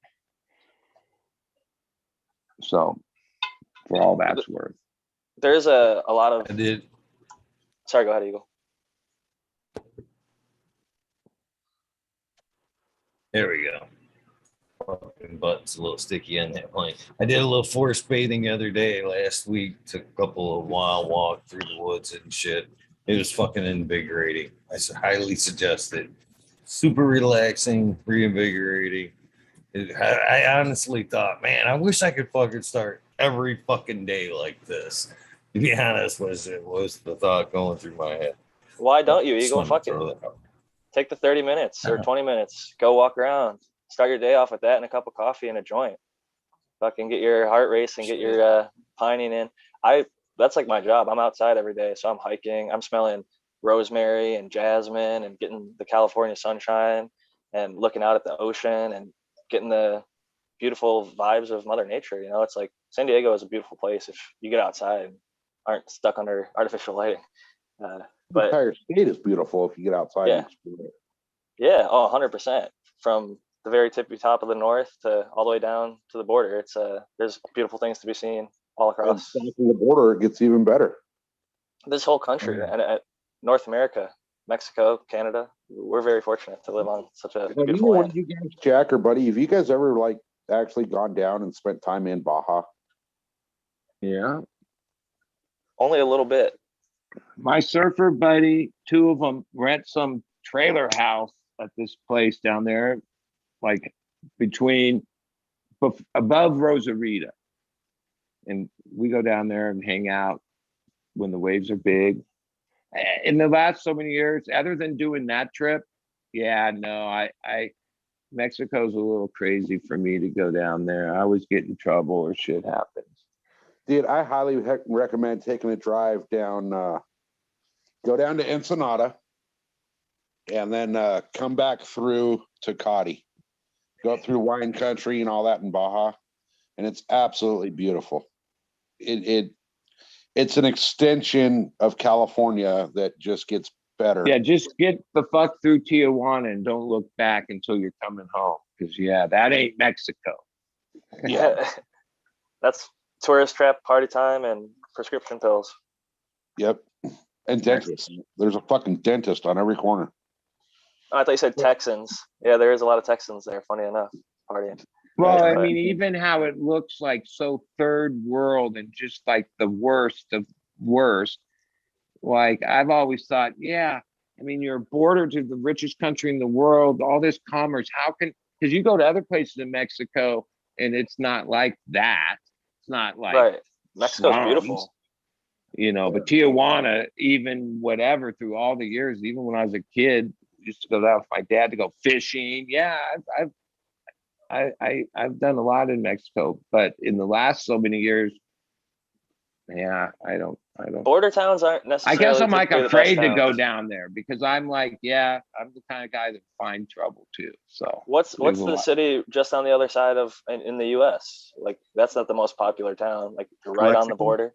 Well, Tijuana. Calexico? And I'm saying Calexico. in the US side, Calexico. Well, then Yeah. there's in Texas, there's the real badass town next to the border. That one's called, that's where the border runs right through that town. I forget. It's in Texas though. That's yeah, the one. it's That's where San most of the Luis. smuggling really happens, is through that border point, less over here. They just busted another tunnel here though. Yep. So it's still happening all over the place. Well, All over yeah, the it will place. continue to happen as long as there's unlimited demand. So South of me. I'll say Cozumel, Mexico, if anybody ever has a chance to go there. That's where they shot the Corona commercials. It is fucking beautiful there. And there's a whole bunch of other places, but like how he said, Baja is beautiful. But yeah, they grow a lot of great food there too. I mean, a lot of our produce comes from there. And a lot of the fruit and veg that we Photos eat. from Mexico. Figs. Indeed. Yeah, no, it just goes to show that, like, geographically, you know, California, which Baja California, you know, southern edge of California, it's a beautiful state tip to tip. You know, if you ever had a chance to go explore it, No It's- doubt. well, No yeah, tip. Baja California isn't really. I mean, it is Mexico, but even Mexico, it's like its own little thing. It's like its own. yeah, Isn't Yeah. it like a peninsula off of California, essentially? Yeah, yeah, yeah. yeah. So you go down, right, you take the 5 south, Jack, all the way that you basically stay on the 5 south, even though it turns into, you know, Mexican roads, you know, the 1 and all that in Mexico. You can take that all the way to Cabo along the coast. And at Cabo, you come up the east coast of Baja, which is the Sea of Cortez. And then when you get up to the end of that, I mean, the width where it's actually connected to mainland Mexico is fucking tiny. Like the little arm of the peninsula that connects is fucking tiny. So Baja is pretty much its own place, you know? As a kid, when I first went down there, our family would go down there, my grandparents, aunts, uncles, everything, and stay at the Rosarita Hotel that had the best Eggs Benedict holiday sauce. And that was all there was. And then, like, now they have, like, whatever you call it, Hard Rock. They have so many of these hotels. It's like a mini tourist trap thing, that whole area. But way back, and when we first went there, you couldn't go out in the water because it was still years after this massive oil spill. And even in the sand, if you walked on there, you'd get little pieces of oil stuck on your feet, which that was in the 70s, where there was an There's oil a fucking spill. oil on the beach here, and Right. the Moonlight Beach. There's these logs behind the volleyball courts. I sat down and ruined a pair of board shorts because there's fucking tar on there and shit from oil. But it's Our beaches here stink also. You guys notice They're that? pretty bad. They're bad. Good. Our water's bad. Like, well, fishermen tell you they wouldn't eat anything unless they go whatever miles out. That's bad. And even I don't wanna that's eat like, fish. I won't eat you the know, a fish lot too. of people won't eat anything. So yeah, I don't know what to think about that. And then whatever, I have the northern beaches here, but I always see on the news about the Tijuana River, where they just put raw sewage right into their thing, and then that gets washed out on the PB beach. And then they tell surfers not to surf because there's shit in the water. Fuck, that's what nasty. SoCal was saying. It's true. Unfortunate, but true. No, every year when the rain floods that river and then it fucks up, they pollute. We're trying to find them, but they don't give a fuck, and they're not going to do anything about it. It's funny you said that the place was a tourist trap because I actually live in a tourist trap. Like the spot where I'm at is kind of like beach adjacent. Well, and there's a bunch of before- tourist trap shops, like California. It says like California with the California flag on it. You go and it's just a bunch of like shit that says California on it. Like You Yeah. mentioned Moonlight. When I first moved from the San Fernando Valley here for my wife, she grew up on D Street, Encinitas. And we lived in Leucadia for about a year and a half before we moved out here to Rainbow and then different places out here. But I lived that little beach life down there for a while. You know what I'm all about. T Street is where I would go body surf. I used to go to San Yeah. Marcos, Cal State, Well, and I'd come and- down here to body surf at Moonlight And- or T Street. So and wait, then Jack, even Jack, without giving away your location, are you like you're right by like Mike McGill's skate shop then, huh? Within I that would say vicinity? I'm in the vicinity that he was just describing more so. Okay. which is still one of the greatest places. I mean, you know, even for what when you go to exports, whether you're a motorcycle guy, a skateboarder, a surfer, a skier, once those people make money, I don't care what country they came from or where, they all live there here in North County, right in Encinitas, Del Mar, Carlsbad, all that area. It's so beautiful here, man. There's a I love reason. all those cities that you were just describing. I'm from Cleveland, Ohio. When I was there, Yeah, the well, murder rate was like top 3. I've lived shitty everywhere weather. up and down California, you know, off and on, or yeah, and most of my life is Bay Area, and I love up north, but I chose to be, yeah, I would never give up San Diego life. It's a good, you know, we got everywhere has its problems, I know, but shit, San Diego's a good spot. You know, it's funny because where Buddy's at is completely different of an environment than where Jack's at, both like geographically and people. And then where I'm at is completely different from both of them. And we could all drive 45 minutes and meet up with each other in the middle. Well, I'll just tell you this. I came down here knowing nothing. Grew up in San Fernando Valley, Topanga Canyon. And my first impressions, and I've only gone out there once or twice for whatever reasons or through there. But East County, that's where we're talking about, was, and it maybe isn't as bad now, but I remember they used to have nicknames for all these little cities that had to do with tweaking. And it was like all the tweakers were in East County, stay the fuck away from East County. And I've always have. I've been North County and the coastal area, and yeah, even though the place I live now was known as this Tweaker Valley, it isn't anymore, but some people still think it is. Yeah. East County was the methamphetamine capital of the world for like 10 years in a row. And it still is. And I always thought it was weird when we legalized our county or whatever, they put all the shops in Chula Vista. And I was like, what the fuck? Who goes out there to get weed? Like Or now they're Vista. starting to, Fucking everybody. Vista. well, Vista, which I'm familiar with, yeah, it's taken them like 5 or 6 years from the time the voters said we want it for them to finally implement it and whatever. They started raking it in though, and guess what? Oceanside is like, hey, we want a piece of that. I think San Marcos might even be jumping in. Well, Yep. there's a lot of money between the Oceanside Farmers Association, which basically is these very, very wealthy Japanese families that own all that tomato fields and strawberry fields and all that. And they want in on cannabis when Well, guess who's already got their hands on all of the farms in Oceanside? The Murano monopoly. They had 4 out of 5 of the Oceanside permits were the people that do all the roses for the Rose Bowl. I think it's Milano. And there was an article in the Oceanside newspaper that was like the Milano monopoly, 4 out of 5 permits in Oceanside are awarded to the same family. But like they were using like the daughter's husband to put the farm under his name, even though it was like on their family property.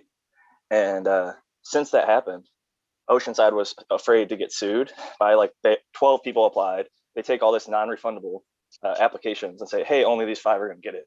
So the 7 people were like, hey, fuck you. You took all this money. We're going to sue your ass. You gave 4 to the same fucking person. I don't know. They're like, hey, all of you can do it. All of you can do it as long as you follow the guidelines and get your applications through. So that's where Oceanside's at now. 2 of my friends, I don't keep track of every deal, but I know that they've put in money hoping to get permits in Vista and all these different places up here. And then, yeah, they don't get chosen, and that amount of money is gone. It's Yep, just it's part a- of the deal. Yeah, non-refundable permit Yeah. fees.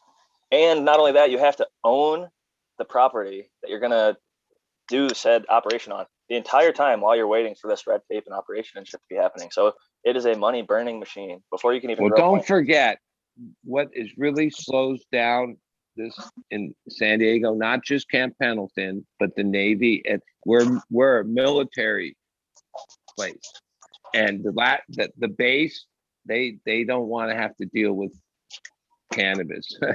I will Yeah. say, buddy, it's changing because Oceanside, one of their councilmen, I was at the meetings. My wife was speaking. I was speaking on behalf of cannabis, and it was initially 3-3 with one person who abstained, and then it became 4-2 pro cannabis. And I believe personally was because one of the councilmen is a veteran who has 7 children, and he said, he said, do you think I want drugs out there on the streets to be in my kids' hands? He's like, no. The legal system, if you go to these shops, there's a security guard. They take your ID when you come in. It's not just like kids can walk up and get cannabis when it's legalized. At the legal shops, it's way harder than the black or gray market shops. So he's like, I'm pro legalizing it so that way we can get funding to try and shut down and do sting operations on the But here's illegal what I shops that say will sell it about to the the kids. base.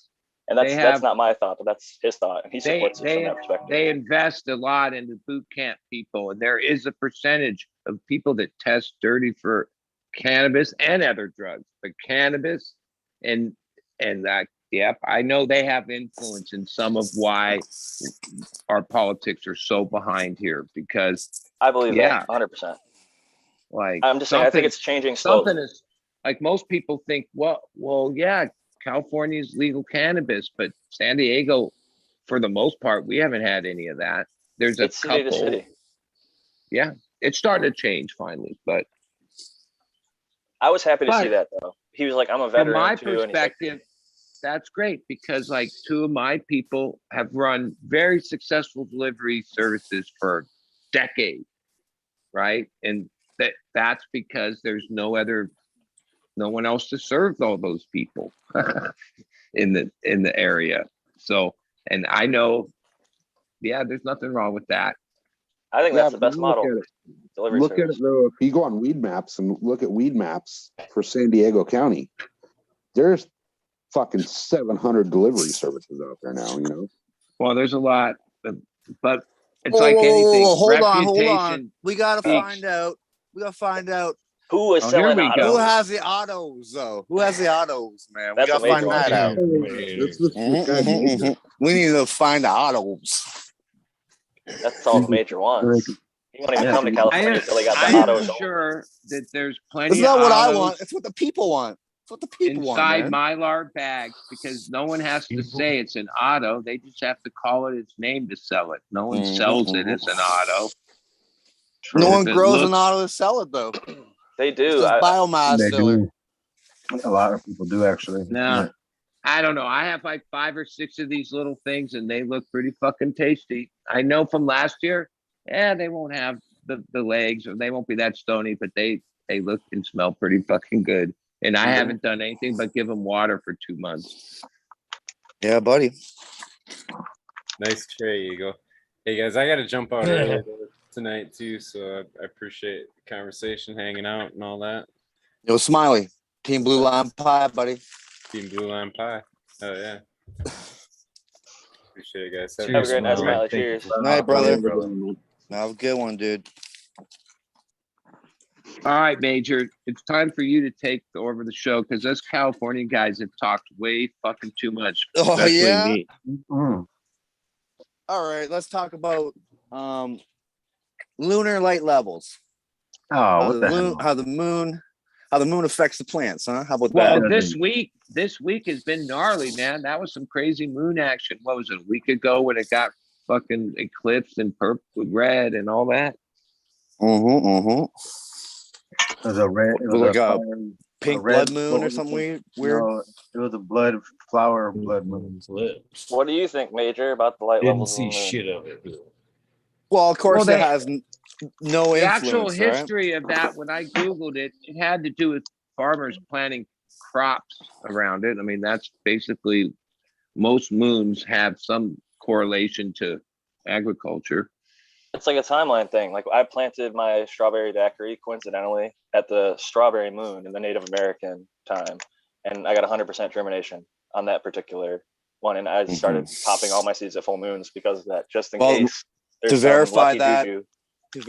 you have to pick, 3 weeks from now and try it and see if you get 100%. If not, well, then you can give Moon a little credit that it influenced a little. And every month you do that, maybe 3 weeks after the moon, maybe 10 days, and then figure the influence and, see if it increases closer to the full moon or decreases away from it. And if it does, the moon probably has a little influence. And of course, the gravity, it probably has more influence. Here's my experience. And we give it credit to.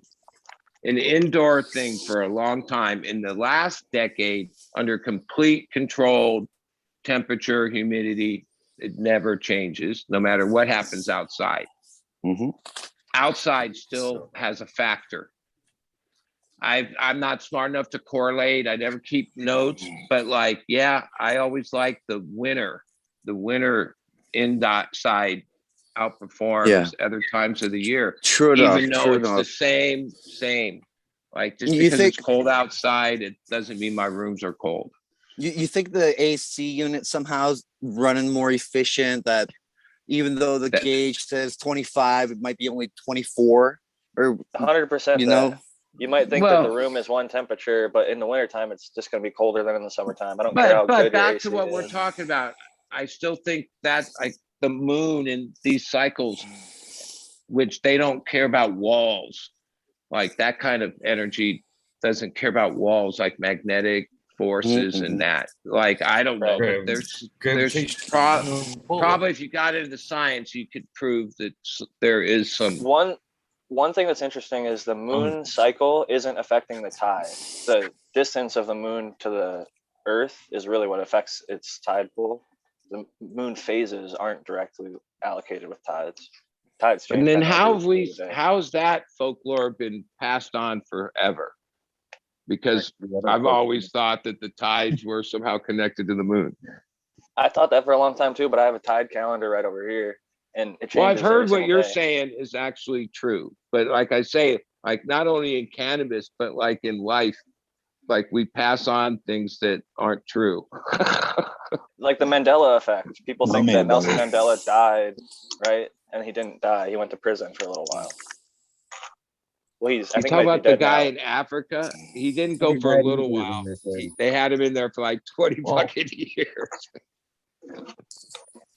Either way, back to the light levels from the moon. It would I believe that, like, though, hold on, Major. It would seem like, though, you say that it wouldn't affect tides, and I know I've seen some of that studies as well, but think about this as well, though. You have a spinning object, and you pull on something that's stationary, closer to it. You know what I mean? Momentum says that's going to fucking slow down. You know what I mean? The spinning object. There's one's pulled near, you know what I mean? There's going to be a drag on that spin. So why wouldn't it have some type of... It's in space. There's no drag in space. There's no drag in space. It doesn't change gravity. spin speed. Bullshit. Then how do things get sucked into orbit? You know what I mean? Gravitational pull. How do a passing object in space get sucked into our gravitational gravity? Things, right. So as the moon comes towards us, you don't think there's no gravitational interaction? There is. Between the That's two? what I'm saying. That's exactly what I'm saying. Right. And you don't think as they got closer, you know what I mean, that pull, you don't think I 100% agree with that. Effect on No, I think everyone agrees with you. No. I'm saying that the moon cycle, the cycle of the moon, whether it's a waning crescent or a full moon or a new moon, doesn't matter. It's how close or far it is, which changes every single day a little bit. So you have high tide and low tide in the morning. You have a high tide and a low tide in the afternoon. You know what I mean? Here. You got a fucking ocean right here. You know what I mean? I'm spilling this shit out more. You got an ocean right here. You know what I mean? If I stop this, what happens? That shit's gonna keep going with a wave. Because there's friction. Right there's friction. A high tide from the cup itself, Eagle. But in space, there is no friction. So that doesn't matter because Earth is flat. Unless particles are touching each other, right? Either way, fuck space. There is no Smoking So auto. the Earth Fuck and space, and smoking the auto. moon, the Earth and the moon spin at the same speed. That's why we always see the same face, We which is always a see the same weird stars. phenomenon. too. Same side. Everything. That's why there's like the dark side of the moon that we don't see. I guess we're spinning at the exact same speed. Yeah. Or Or really not close enough to it. Or we're not spinning and they're just lying to us and telling We're all us. stationary, flat. Yeah. we're Yeah, just all flat there. Earth. Fuck, dude. Flat Earth, it's fucking proven. You just proved it, Jack. Well, I think you could disprove Ooh, it. I let's could get fly into to this. China Red pill, east we're or here. west. How can I fly to China east or west? If you just keep fucking flying, you will get to China from California if you go east or west. There's multiple but Chinas, yeah, man. There's flat. multiple Chinas. There's more than one There's China. multiple Chinas. There's multiple Chinas, bro. Oh, Yeah, okay. for I sure. think it's the Truman Show. You don't even fly. You get into a plane and then they move some shit around you and make a bunch of noise, and you think you're flying. That's what the But Disney- secretly, you're in the same location, and then they just change the set outside. And now we 41 gotta come up seconds. with the reason why. Why would they do all that? can't fly on the southern part of the fucking. It's the Truman Show, man. We're all just messing with you, Major. Yeah. Life's not real. We're all Oh actors. man, I knew it. I knew it. It's like that TV show Joe Schmo. They tricked some guy into thinking he was on a game I show. saw an Instagram clip last week where it was like this guy looked like he was like in a helicopter, and then they panned out and he was like holding a patio table in this behind him, and it made it look like that. They showed like 3 or 4 things that could make it look like you were either on a helicopter or somewhere else, and it was just like tricks with the social media. Filters are crazy. So red No, pill. not even What? filters. Just holding a fucking weird Or just table holding an behind you object. that Yeah. looked like the fucking struts of a helicopter or something. They Optical have illusion. private jet like front halves that you can rent out to go in there and take pictures for your Instagram For selfies. models. All models, that's a trick models do when they go get their pictures. They would take them in 5 different places. One's an airplane all the time. And it's fucking like, yeah, it's all one room. It's all the last one's an airplane. Hey, Red Pill, I want to say hi. I don't see you What's up? ever. How are How's you, it bud? going? Red. Not too bad. Were you smoking on red? Distillate. No, isolate this time. Isolate. Ooh. Oh wait, What Did you? explain the What did you difference. isolate? What did you isolate? Uh, uh, not a Uh, joke uh, on time.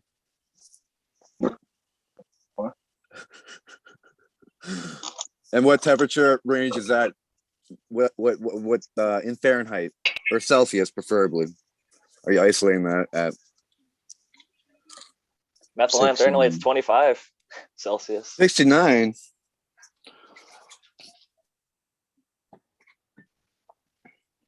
But I wait, know, Red. distillate and isolate. What's the technical difference?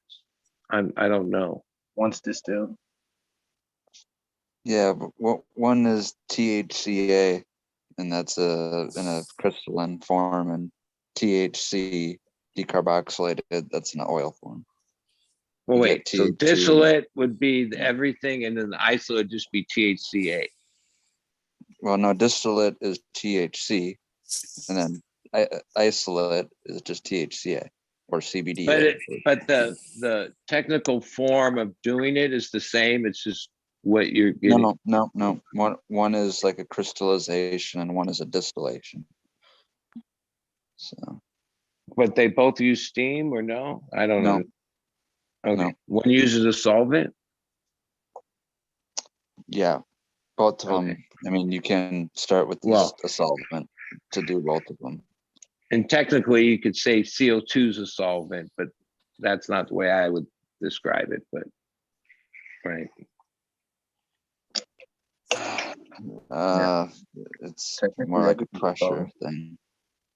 Yeah, can't you make like solventless THCA diamonds just by pressing rosin at low temperatures to get all the terpenes out, and what you're left with is just THC, essentially solventless THCA. I mean, I'm sure you can. I mean, I've So seen that- people do it. Well, you Yeah. gotta crash. It has to be able to crash out or whatever, right? It has to have. No, you don't have to crash it out. You just press it at like 100 degrees, then 120, then 130, 140, 150 until you get up to like 200. You just increase by 10 degrees each time, and you get a little bit of terps out, a little bit of terps out, a little bit of terps out, and at the very end, what you're left with is literally like a white chalky powder, and you can just bust it up, and it's Yeah. you can test it. It's like 99% THC. And if you're not hung up about it being solventless, you can do it much faster and easier with the solvent. I agree with that. Well, it seems that sauce and diamonds, that fad faded. Like people, I mean, it was hot there for a little while, but now it's more just rosin and Oh, it was like smoking rocks or something weird, man. It was definitely some weird shit there. And the diamonds were getting bigger, and it's like the biggest diamond was you were the better producer. I like I the mini suppose. ones. They're easier to dab. The big ones you have to crush them up. You want that jam, Oh. right? Well, actually, the bigger ones are easier Unfortunately, for me to mate, dab. buddy, fucking the market dictates trendy bullshit. You know what I mean? At one point, yeah, the fucking the shatter and shit was big because that's what was big. It faded fast because tech kind of went a little bit forward, and everybody wants on that next big train. Ooh, rosin? Fucking, they forgot all about shatter. You know, diamonds? Ooh, you know what I mean? It's the way the world works, unfortunately. Sadly. Hype. yeah, I jumped off at the BHO level like 10 years ago. Like I was, when that all happened, I was in that game for a little while, but that was back then. We didn't know shit. And I agree with Joe Petty. With every one of those jumps, I think we get further and further from the medicine. I think with each one of those jumps in any one of those directions, you get further from the medicine. You get closer to recreational cannabis, in my opinion. Or pharmaceutical. They're extracting it for a specific purpose. You know, it becomes like a Mhm. pill or like something like that. We're isolating, and not to say that there's anything wrong with it. It helps some people. But I personally like the full spectrum. And like you were saying, with the hash, it's just like, why? One of the things he used to agree with me and Eagle on: if you have beautiful hash, why squish it into rosin? It's already so good. You can dab it or smoke it. So The auto hash. Just autos saying. don't make resin, so you can't Nothing make beats auto hash, baby. Nothing beats auto hash, bro. I'm just playing. I don't hate on the autos. I like to bust their chops when the major's around because I know that's his favorite topic. I don't hate autos Well- that much either, dude. I just think they're an inferior product. I tend to agree. I mean, I would never say it's the best shit that I've ever had. It's almost when I like smoke one. the commercial industry convinced everyone autos was good. Now you can get a bonus Yeah, but crop. Oh, yeah, How many bonus crop people every are 90 really days? Right growing on. autos? How many autos are really being grown? A lot It's Oh, you hundreds. think? as biomass. I've smoked some of my Right. buddies who grew them, and I would say that they're legitimate. And 9 out of 10 people you'd pass them to wouldn't even know the Yeah, difference but- between an auto bud and a photo period bud. They would have no fucking clue. Rabbits have to Yeah, they eat. definitely locked down the looks. The looks are definitely locked down. But as we all know, looks ain't shit, right? I'm talking about the high, Major. I'm talking about the high too on some of them, like the newer, like the Ooh. Forgotten Cookies. The I'll give you Bubba that. Kush Auto, There's OG definitely Kush some Auto. freaks out there. There's some freaks out there for sure. And I know it's not all But about to find THC, that a but consistent freak, they're the getting one- there. I've seen like 10 people that grow the Forgotten Cookies from Mephistos and test 25% to 30% and above THC, and then have like at least 3 or Well, 5. we'll see. We were giving the industry, we're giving those commercial guys justification by saying, "Oh, it's 25% THC." Well, that's not the medicine. If it's THC, It's part of the autos would be medicine. good. THC kills cancer. Well, whatever it is, THC it's missing the prevents- good stuff. Autos have everything but the good stuff. No. It might not be the terpene profile for you or whatever. I mean, I think it gets down to like, what do they breed it Yeah. out? So it's like 75-25. So it does have 75 good stuff, but they always have to have some of this ditchweed in there to make it auto. So whatever percent that is, well, that shit's no good, but it does the Exactly. That's But great. it's not half and half because they, like, from the way I understand it, they make it half and half and then they breed it out over a couple generations. Well, Yep. artificial selection, man. We can fine tune everything, right? Of course, it's starting to fine tune autos, right? They're getting there. I agree, though. I think Yeah. that the most amazing stuff that I've ever had, and the best thing about a photo period, the reason I grow photo periods is, and regular specifically, one, I think that's the way most of nature has always done it. But two, you can keep a clone if you wanted to. If you find something that's really special that works as great medicine for you, you can grow it again and again. It might not be the exact same, but it's gonna be closer than necessarily maybe pheno hunting through those seeds. But you can even do that. That's You know, the I was beauty. thinking with the Well- autos is that I'd try, you know, how we have a natural cycle of like 24 hours on, 24 hours off. I wonder how the cannabis plant, all these other plants would evolve to that. If you get 24 hours light, 24 hours off, if that's a thing. Like a full day of light and then a full day of darkness. Mhm. Huh. Yeah. Has anyone done that experiment, Jack? Have you heard of that? I have not, because Mhm. I think that the full day of darkness With can be force maybe of a little too flower. stressful. Mhm. Well, I mean, it'll definitely be flowering, but I think that you might just Well, up here I ran out of power for like, you know, a couple years ago. It was 7 days. I had no, I didn't have extra generator to power the rooms, nothing. Just the house, barely made the house, right? Warm enough. And nothing went into flower. Which was funny enough. I fed it 24 hours light for like 2 weeks because of that. And people say that you put a plant in 12 hours for 2 days, it'll show little pistils, but I'm on the fence about that. Like maybe if you You're kept on that the fence cycle, with a lot of things, aren't you? There, it can depend. It can depend. I'm not How set mature in is the plant? stone. How I'll mature switch is the up plant? any moment with evidence for sure. I'm not set in stone, Red. It's an interesting conversation. No doubt. I think that it depends on how mature the plant is before the dark cycle. If it's a clone, or Yeah, if it's a yeah. seed. Usually seeds, right? Seeds can handle that variation a little better for some reason. Fluctuation time, the temperatures doesn't seem to hit that. The hardiness of the seed definitely can take that abuse versus a clone.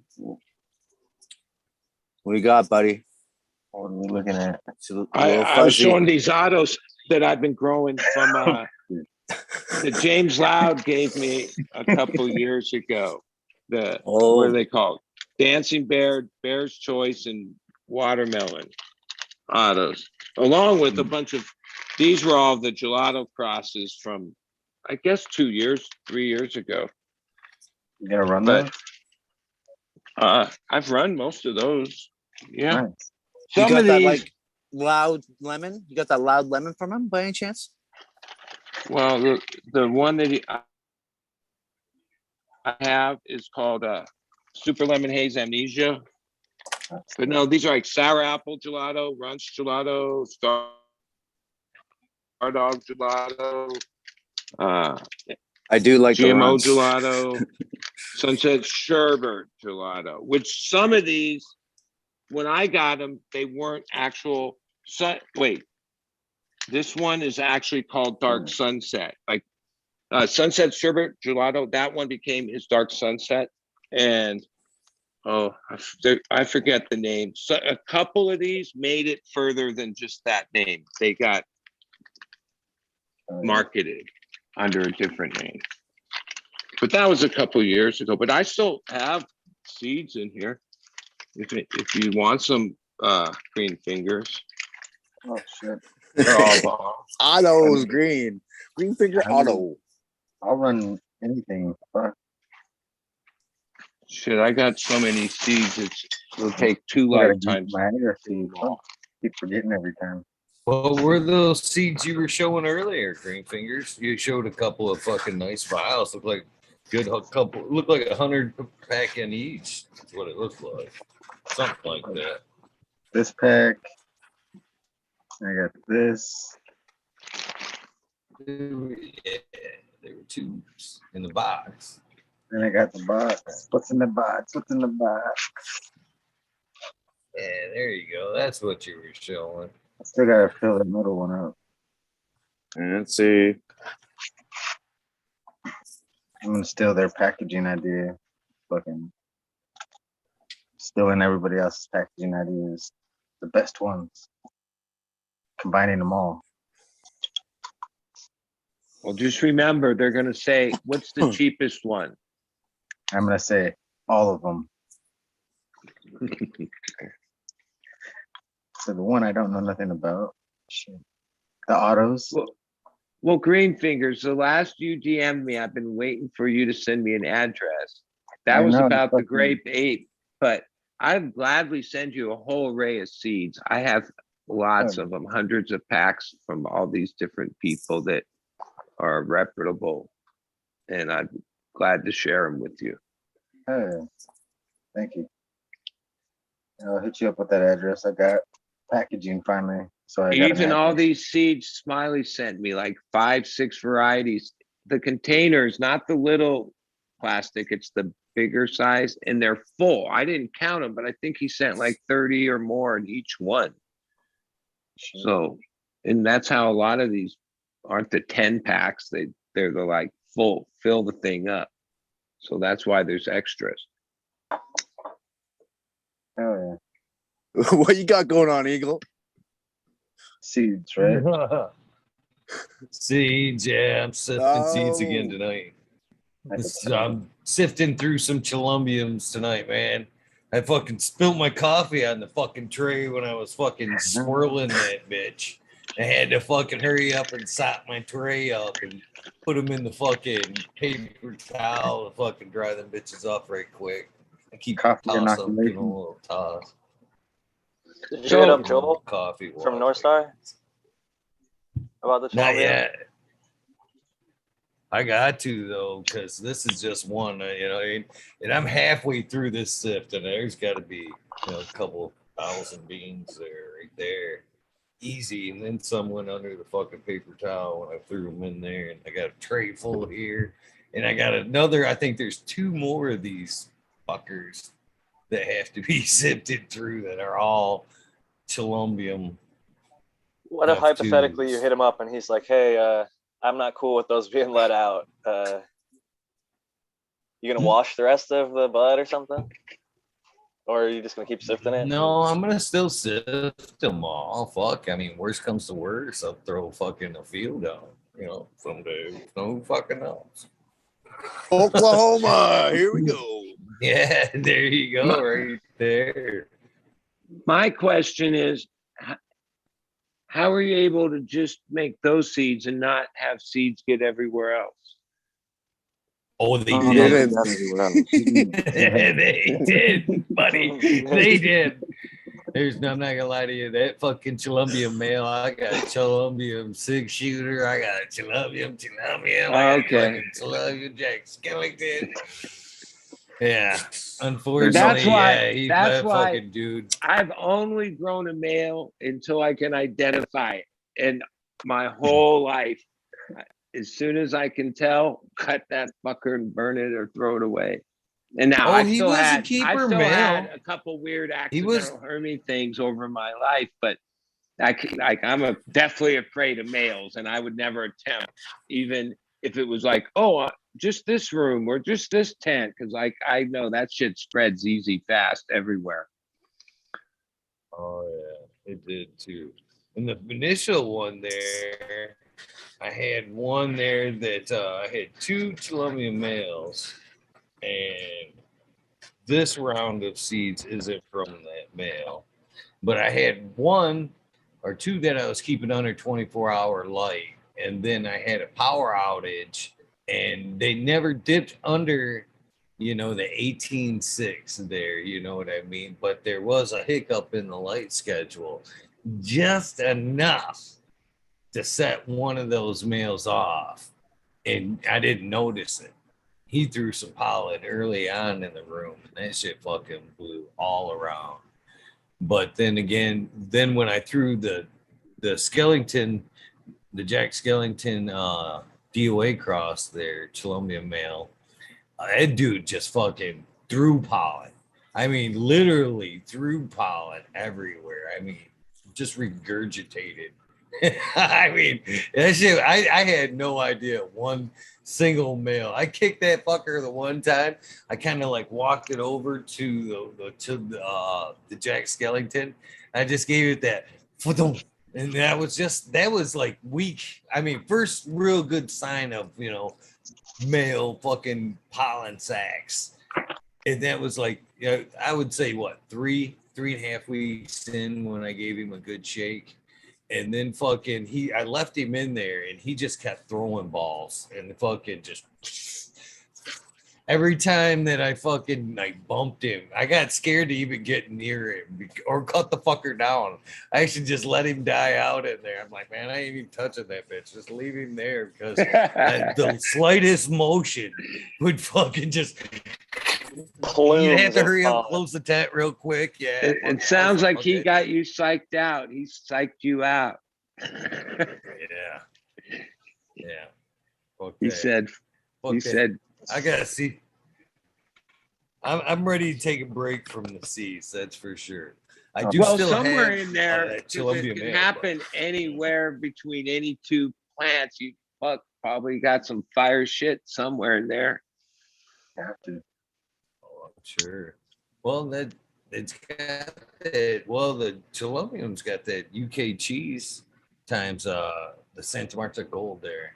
So I'm hoping, some F2s, there might just be some really fucking good shit come out of that. I'd like to see some cheese lean and stuff myself, So wait, so now you have how many varieties did you say? 10 of them? Or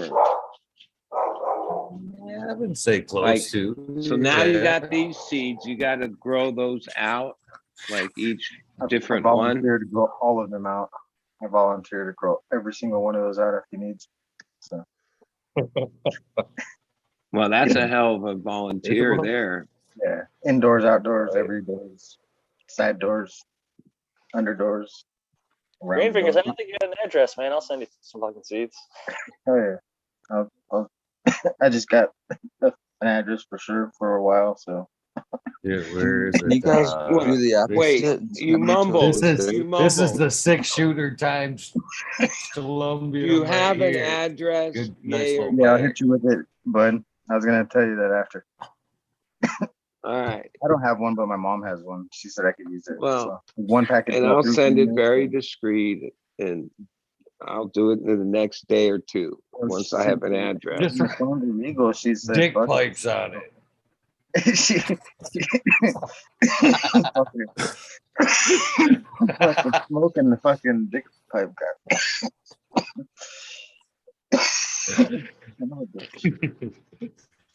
Oh my god. Not a penis pipe. Right on the pipe. Just Either way, back to that moon, boys. sense of humor. No, I mean, okay. Yeah, that Either way, the moon needs to be twice as bright to affect your cannabis plants. So there you go. You can consider that. Anything 10 times. bright as the moon. No, twice as Isn't bright as the moon. 13% of sunlight enough for you, Major? Isn't that enough? Not for an auto. No, we need moon power. Apparently the moon has like a output of 2 nanomoles or something fucked up like that. And your plants are sensitive to 6 or 8. It's one of those. It was 10, I Sure, thought. you From sure the it's bug Was it bees 10? study, right? It's 10, yeah. It's 5 times. Yeah. 5 times as much. 2 to 10 Yeah. is the ratio. Yep. Very cool, man. But that just shows So- you, I mean, 5 times as much is a lot. There'd have to be 5 Mhm. moons for your plants to have an issue. Now you're talking on the brightest moon, because that's The pretty brightest bright, full huh? moon. Brightest one, dude. That's 13% of sunlight, supposedly. Mm. That's what they say. I didn't say it. Who So says don't that? worry about your They say all it. your DHue little lights. You see all those growers put black tape on everything. I was never one of those dudes. But now you can calm down. Don't worry about those little lights. If it's close enough, I think I've heard people claim that they'd had Hermes because like they had a red light that wasn't covered and then they covered it up the next grow and they didn't have issues. Yeah. But some of those LEDs are bright as shit on those things that say like 74 or like 82 or whatever, like your DHue or your whatever. Some of them are super Pin fucking bright. animals. Maybe more. They're LEDs, man. It's the same LEDs, diode as this light here. I put Could my be. meter underneath this, and it starts Hot. showing PAR and PPFD. Is it hot, So I Jack, walk when you touch it outside. too? No, it's not. This is very cool, but the amount of light that it puts off is enough to be detectable. Where if I've walked out under the supermoon with my light meter and it never showed a single thing, it was 0 every single time. I've checked it multiple full moons. But that thing says something on it. That light This light obviously right here, has some. it's like a few watts. It's a little plug-in desk lamp that I can like increase the wattage or decrease the wattage, and it's got different colors. You can see I'm changing the spectrums. Should grow auto under it. I would Test grow, it, Jack. Come on. Dude, the only way Yeah, I'd ever grow an seeds. auto, I think for now, because my grow space is so small, honestly, would be if with sunlight and maybe something like this. Well, So I'm not going to use my when natural. Really? when grow I space first for it. got the autos, really had no idea how they were to be applied. But I would say this: it makes no sense at all to in an indoor gardening setup to run auto. And even the autos I put outside, they just get the 12 hours of sunlight. They What seem about- to do fine. What about this, buddy? Like- If you have a veg space, somebody does like 4 plants on one side of their veg plants, and then the other 4 plants are autos. And then they take Nice. those 4 veg plants and then throw them into their flower space, and then those autos finish up in their veg space, so they get 2 harvests out of the Well, same I 2 4x4. guess you could, in some weird thing, but if you think of the energy, like, oh, I'm just going to grow them 18 hours or more, then that makes no sense, right? Like to have a 60-day cycle of longer light cycle to grow a plant compared to a photo, you know what I'm saying? Like, oh, outdoor in some huge field, I guess, maybe something like that. Mhm, But mhm. like to use energy to grow it doesn't, to me, just straight off didn't make sense. I grew a couple, just what you're saying. I have a veg. I had a couple in there. They did get a little bigger than the other ones. But like, wait, that space is valuable in the photo period thing, which is like bing bam. And then when you consider that, oh, some part of that is a genetic that is just not up to par I agree. as a smoke. We're never going to get around that. Well, And you I can't think keep it's it. just usually That's the extra worst veg part. space. So people You can't justify keep it it. with extra veg space and they put the auto in there. Now, For a little- somebody you know. that is completely new, naive, has a job, wants like, yeah, I could see where, Simple you know, crop. and Don't have to change and- the light cycle. Who wants disappointment? and they Major, it's I've probably grown less 2 disappointing than some of the years. dispensary shit. I can last think of year's another one. autos were basically shaded by the photos for half the cycle of them, and they still finished and were fine. So like they don't really need that much light. Like it's, I don't even know how much light. Who knows? Maybe those things could flower at 4 hours light. Who knows? Well, with the light thing there that we're talking about, going back to the first thing we're talking about with the San Diego and veg time and all that, starting seeds. Well, the cool thing is, like, say you got a 90-day from seed auto, we got unlimited space because you got some license and it's just a square footage thing.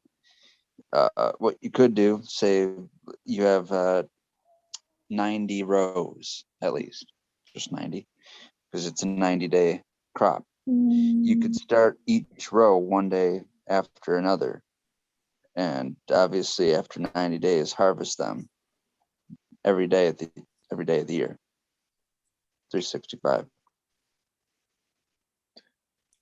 Yeah, or you could put them a week apart and then make it a little simpler. Sure, The well, cartels do it in rows that are like 2 weeks apart. So they have like Yeah, 100-yard rows. This one finishes this week. Then the next one finishes 2 weeks from then. The next one finishes 4 weeks from then.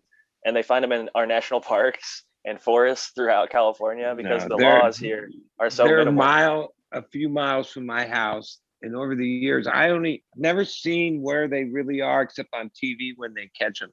But I can't imagine, like on the news, they'll say 50,000 plants. They'll show the helicopter hauling them out just right around here, the cartel guys.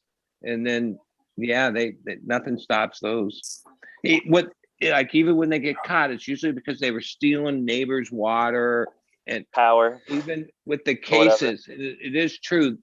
They kidnap the workers and like they tell the police, yeah, they have my family down in Mexico and like I'm forced, you know, they're Yeah. It is I'm forced up labor. here in Canada. but the they workers that busted a they catch couple, there have ahead, no involvement. They're just stiffs. So like, yeah, a lot of them don't even get charges because that's all they are like immigrant workers. Up here in Canada, of course, there's legal operations. You can get a license, and people have been faking these licenses and hiring migrant workers. So these migrant workers come up here thinking it's a legitimate grow, and they work for years till the farm got busted. So they actually get the labor to, all the way from Jamaica to come up here and grow Well, because it's cheaper, of course. you know, a lot of trimmers in Northern California, it was like a thing in Europe. They're called like Euro trimmers. And there was a lot of people that came, worked in the season. They're like Euro travelers. This went on for years. But COVID completely like stopped that. And who filled the void, who they were already filling the void is, yeah, undocumented workers up in, you know, I mean, Well, these are ultimately, legitimate especially now workers that- is what I'm saying. And They're hippie using a girls with legitimate dreads. program in a legal situation, oh, right? Yeah. It's legitimate workers. People refer coming to into it. that thing as trimmigrants. People literally would come in to like Humboldt, Mendocino, whatever, trimmigrant. Like they come in to trim. They're immigrating. Still to trim. happens, right? It definitely still. I mean, depending on where you're at, but the cost of the pound is dropping so rapidly that most people are going to go to machine trimmed. Unfortunately, Sure, you have to when you have The so craft so is- much quantity. or cheap labor like off either farming. Nah, machines even faster though. Forget or a they'll just human. blast it all. Fuck it. They'll just process it instead of even having flour. Mhm. Then I Like got in a the job. vape pen. Yay. And that's That's all what- that's going to that's what matter Red to the doing. auto is the numbers. If there's X of percent, then there's that's worth growing to extract from a. Anything we above do- 10% THC, I found out. People that keep sugar leaf above 10% THC for extraction. So Wow. autos can definitely produce more than that. Yeah. Well, that's just the $2 chuck market. Yep. Pre-rolls. But I think they're taking that $2 product and mixing it with Primo. Expand their Well, product, right? That's what they're wait, doing. wait. I'm telling you, that's what they're doing. Get rid of Well, shitty wait, flower, is pre-rolls. someone going to be able to Yeah. fool you with that? Somebody like us. I mean, that's what I mean. Like, we're all connoisseurs. So, like, yeah, if the shit ain't right, we fucking know it before we even light it. Well, I don't know. See, I used to be like that. Like, oh, I could judge it based on looks. But I got burned so many times where it's like, oh, I wish I kept that old scraggly looking shitty one in the corner. I didn't, but it was bomb weed. Like, rip your tits right off, dude. Like, just, oh man, I wish I kept it. It had nothing to do with yield, but the smoke quality was superior. So Well, now I do on, notice that most people don't judge like how stony weed is as part of the thing. That it's more about how it looks, how it smells. That's the two things. Where myself, yeah, I'd rather have something that's really stony along with even if the looks are off a little. If it's really stony, then I'll pick that. I kind of like the mix of like I have to have like something that gets you going, morning weed, and then you have to have something, maybe a little heavier for the mid-afternoon. At night you want to go to bed, you hit up that, I guess they call indica, as we know that's not really a true category. But that's like connoisseur weed use. One thing I say to people is connoisseurs think everybody's a connoisseur, but the truth is we know that connoisseurs is a very, very one small- percenters. We're one percenters, man. even Niche less than market. that, even less than that. But when you are a connoisseur, you mainly associate with other people of sort, then you lose track that like the average person is not a connoisseur, whether it's wine, whether it's food, whether it's weed. Only small people are true connoisseurs of anything. A lot of people don't even know what a trichome is. They call them crystals. They might know what THC is. They definitely don't know what terpenes are. The trikes. That's my favorite. Trichromes, maybe. Trichromes. Yeah. But you're right, buddy. It's so easy for us to get in these kind of circles. And where we're I'll around never people that forget are when I knowledgeable. was in prison for 2 years and we'd get a cap of weed, me and my cellie, which was literally nothing. We'd roll like a pinner with like flakes in it where it would be one hit and he'd get the second part of it. It would barely be one hit of like Mexican weed or whatever. Didn't matter. I couldn't believe how fucking high I would get for smoking this teeniest nothing weed. Hold it in like crazy and get totally stoned. I remember when I first got out, this was like fucking 25, 30 years ago. I was like, yeah, you don't need to smoke so much weed. You can just smoke these little pinners and get totally fucking stoned. But of course, over Tolerance time, builds up. yeah, like my roaches would be like $100 worth in there, but whatever. But I experienced it. Like just one little flake in a paper would get you high, really high.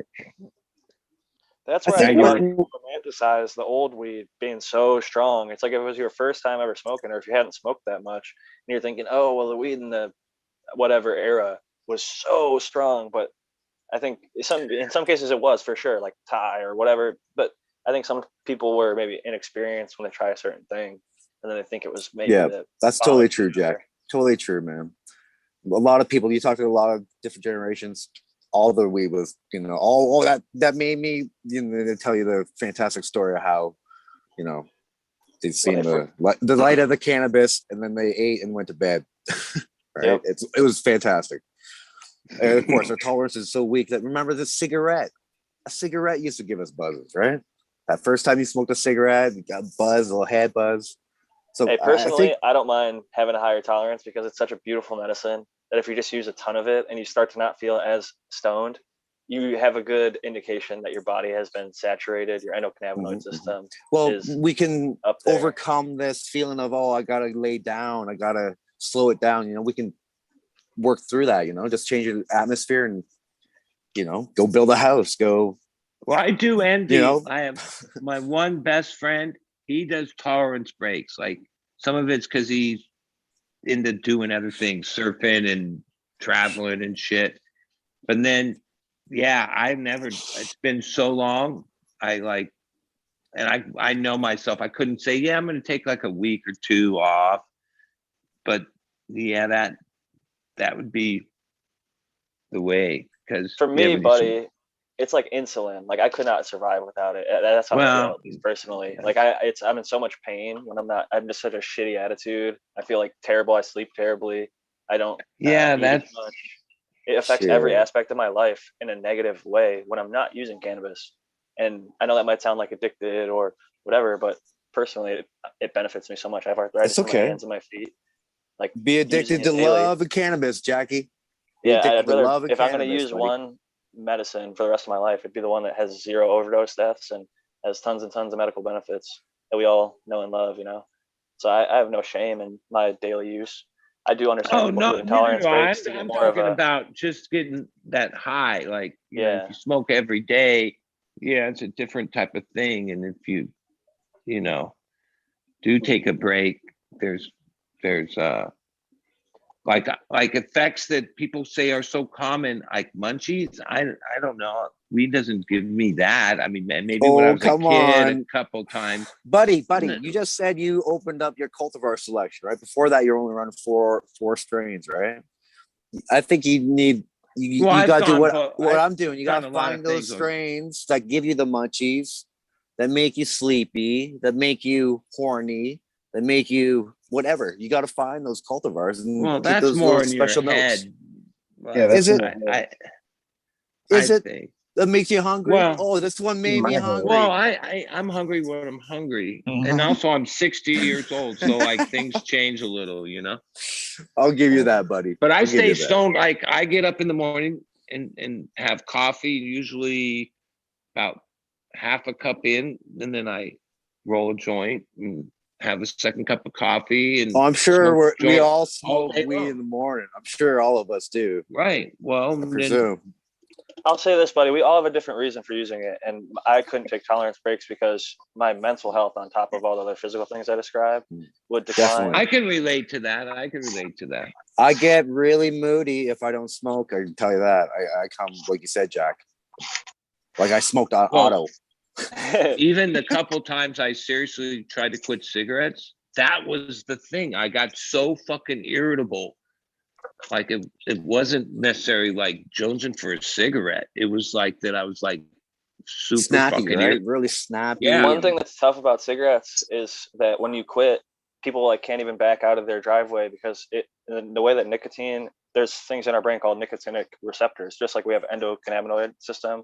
There's nicotinic receptors in our brain, and as soon as you take one or two puffs, your brain, the activity changes so drastically, and it actually helps a lot of people focus. So most of the creative people and artistic people actually use like coffee, cigarettes, and tobacco. Actually, as much as I personally dislike it because I do think that there's cancer associations and other problems, but that aside, I do think it creates a situation in your brain where you're more creative or just even able to like function. Like I know people when they do quit, they run over their mailbox. They've been driving for 40 years. They hit their fucking mailbox backing out. It's because they're That's the thing, Jack. really You're right, routine. dude. I focus way better on cannabis, where if I don't smoke, I get jittery and I start thinking what other people are thinking. Like I consider what their point of So it view helps is. your social or- anxiety. That's an easier way of Well, saying no, it. is even that- if I'm just working, like I'm framing a wall, I wanted to do 24-inch centers or 19 and a quarter or whatever that little triangle is. It's like, oh, what am I going to do? Oh, what would Sam do? No, but if I smoke, it's like I'm just building the fucking wall. So I just build in it. the It's zone. not like I even think about it. I love Yeah, that about it cannabis. gets in Helps you the get in a zone. flow state where you Yeah, just, it's just- be in the present. I like the weed that does the opposite when you're straight and level headed and you smoke and you're like, dude, what the fuck is Sam thinking, man? Like Sam's looking at disassociative. me weird, dude. What the hell? Man? I like both ends of it. There's a special thing about both. Like, and even like Buddy was saying, like if you could take a tolerance break and get that super high, I did enjoy that when I first started smoking. That's what attracted me to the plant. Right. There's a strain called Dalai Lama from Rebel Seeds. If you want something like that red, you gotta find those seeds, buddy. His Find those holiness, seeds. His holiness, the Dalai Dalai Lama. Lama. Yeah, from Rebel Seeds, man. Go get that. And you want- What kind of genealogy is it? More of a sativa soaring high type thing? it's max what you'd say sativa to a lot of people. Like Is it like Vortex? a lot of people are notorious. Yeah. It's almost too strong for 90% of people. Well, we're talking about, like, I thought of that. Like, I've never, nor I wouldn't want to if I had the chance, but I've never abused like my favorite weed, which is Vortex. It was more like a thing that only lasted a month or two, and then it was gone, and I had to grow it in order to have it again. You know, Spartan has that pack of those seeds. Yeah, right? I know. It makes me want to. I want to go into a little room and crawl up in a ball and cry. Well, I'm sure you'll possibly. Yeah, but he wants to The do seeds a stupid are- open pollination and ruin it. Oops, I said it. Damn it! I should have. What? Okay, let's go down this road. You Let's go just down this need road. one clone from the one plant when he cracks them. That's all you need. One. That's You can what I always want. ask for the one. cut. Who wants that one? I don't want no booty ass F2s. Sorry. Jesus, Greg, come on now. What's wrong with F2s? You get to Yeah, see the because whole gene pool a little bit. Not He even the doesn't whole wanna do the gene, just a little bit more of the Yeah, gene but if they're pool. open pollinated, that means they're half made with shitty males and half made with one good male. But you're Yeah, gonna but then it restores. Like obviously, sub's gone. That's gone. But that to me seems like, well, then it starts the selection process over the next years. And 'Cause, like, some, Eagle said, no one knows what Subcool would select, right? So like Spartan growing selections aren't going to be the same as Sub. He didn't know the plants. He wasn't Subcool prepared. wouldn't be doing no open dam pollinations. Yeah. That's well, probably true, somewhere to be along the perfectly line honest. he did. Somewhere down the line he did to create what he created, right? I don't think No, so. Well, Red, Let's His go. male. Let's go. He was about Why- selective breeding with Yeah. cuts that he bred Why out be for satisfied with that version of Vortex, right? Wait, the original version or what? Whatever version, that version, and you get The seeds of it. original- Why the not original open it up band. and see what's there? Because just what I said, whenever those seeds, you're thinking of those seeds and they got the influence from every male you use, but they don't. It's a crapshoot. It's a lottery of which male pollinated that one. And you don't know. So you're playing a lottery of, is this seed pollinated with the best male? Is it pollinated with the worst male? Yes, that's growing But cannabis who even right knows? there. Who even That's knows growing with males, cannabis. Red? That's the thing. Sometimes a male that looks amazing Well, breeds like because I would shit. rather Sometimes because I Back would to the rather looks. take Jackie's Because you on wanna it get right the there, oldest man. male. I would rather take the time and label it and put little bags on it and pollinate one little branch and then grow 5 seeds from 5 different males. There you and see go. the- what's Find out. happening. Fast forward your selection process. And that Yeah. way you have more information. I mean, I'm okay with that process as well. But That makes I some sense. hate people it. like When you I hate had it. whatever amount of males, how would you even know? Like, You just Exactly. mark like the branch, you Male know? A, That- male that's B, Red's male definitely- C. Keep that pollen. Male A, B, and C. Mark. Well, because the they make females. these bags, they're made for apple growers, and you The put sleeves. pollen in the bag and you tie it on one branch, and you can control the amount of seeds that you make and label it. You don't get it confused with 16 males gang banging one bitch. he only has like 5. I think it's a 5-pack. So Yeah, I know. however many sprout, he's gonna have a selection of probably like, let's say optimistically Well, all 5 I'm hoping sprout. it's 4 females and 1 male. How about that? How about that? That'd be perfect. and most likely it'd be 3 females, 2 males. That's what I would hope for. Red. And that I mean, I'm pretty sure he would. It wouldn't make any sense if it was that low of numbers not to isolate the project. I'm so I feel so passionate about it. I was laying down, now I'm pacing. I can hear the difference in your voice. Oh yes, let's get it on. Okay, F2s, man. You want F2s so you can see that more of that gene pool, right? Here's the thing, Well, F2 Let's is a go with Primal polyhybrid. Punch, right? Primal Punch, beautiful F1s or the first generation, and then S1s are pretty good too. But F2s is where you find that killer banana.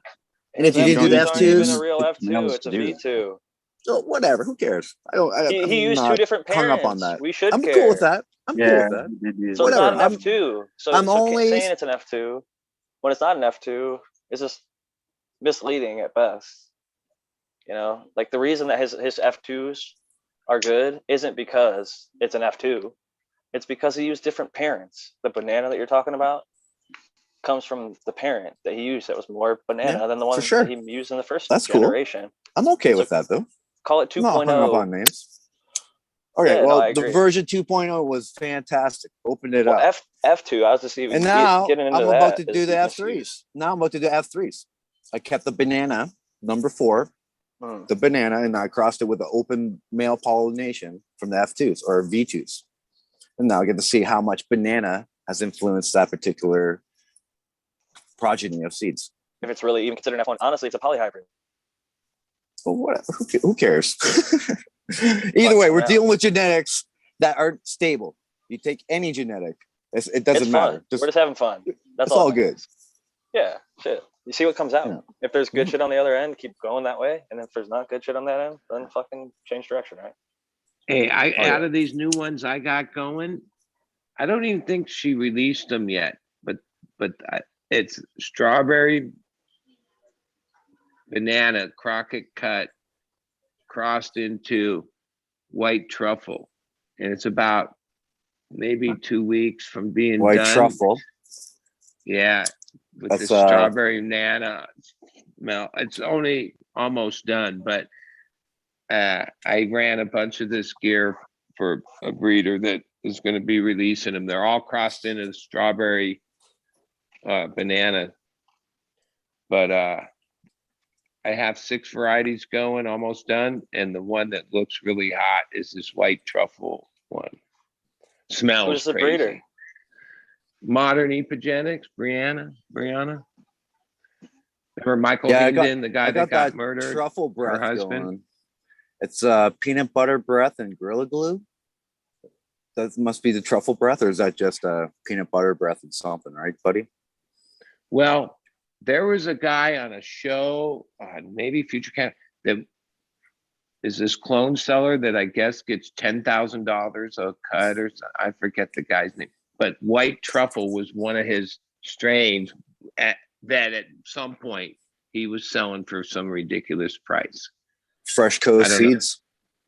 Is that the guy? I think you might have even been in the chat during that hype session where he was justifying why he charges from $5,000 to $10,000 a cut, and people pay it. Mm-hmm. For sure. But I think I only paid 1,000. He mentioned that white truffle was one of his things, and he was explaining that he makes these people sign this very in-depth contract that when he sells it to them that they can't. And yeah, it seems like that gets out though. Every clone like that, it's like, oh, here's a contract. You can't sell it out. You can't do anything. It's gone immediately as soon as they get possession. But in my opinion, I like that idea myself. Well, to me, that clone that you get without that certification ain't shit. Okay, You but know what I mean? you know who's loving this? Is this sector of people called lawyers. And the more lawyers get involved in cannabis, holy fuck, they fucked everything up. That whether it's liability lawsuits, this lawsuit, the reason they can't have freedoms is mainly over lawsuits and lawyers. So fuck them. Good luck having a federal judge try and prosecute a genetic lawsuit on cannabis right now. Well, even any of this thing gets into anything with law is, well, even if you're right, if the other people have more deeper pockets, you lose, okay? Because they can and if that's the way it goes, and that's the system, and that is the system. It's just like you said, buddy. It's just a scaring tactic for them to control you, so that you try not to pass out that clone. But like Jack's saying, there's no genetic material there that's unique enough or stable enough to qualify as genetic material that's worth saving. Right? I'm sure it's not a cultivar. Cannabis as a botany name calls it. As right? a We have no business cultivars. Has to carry There's nothing product stable. liability, right? Because when I even had a fruit stand, I had to have liability insurance, right? If somebody bought something and ate it and died, that kind of insurance. And that's why so many things have happened in our time, in our society, over these lawsuits with products and shit, right? Because like whatever, there will be somebody that will sue to say, oh, you said it was 32%. I took it to a private lab and said this. Lawsuit. So these companies are all going to have product liability.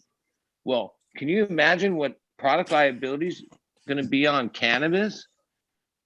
Right? Let alone if you think you're going to start selling mushrooms, which seems to be the next step of this, like how are you going to have product liability on something that is a psychedelic?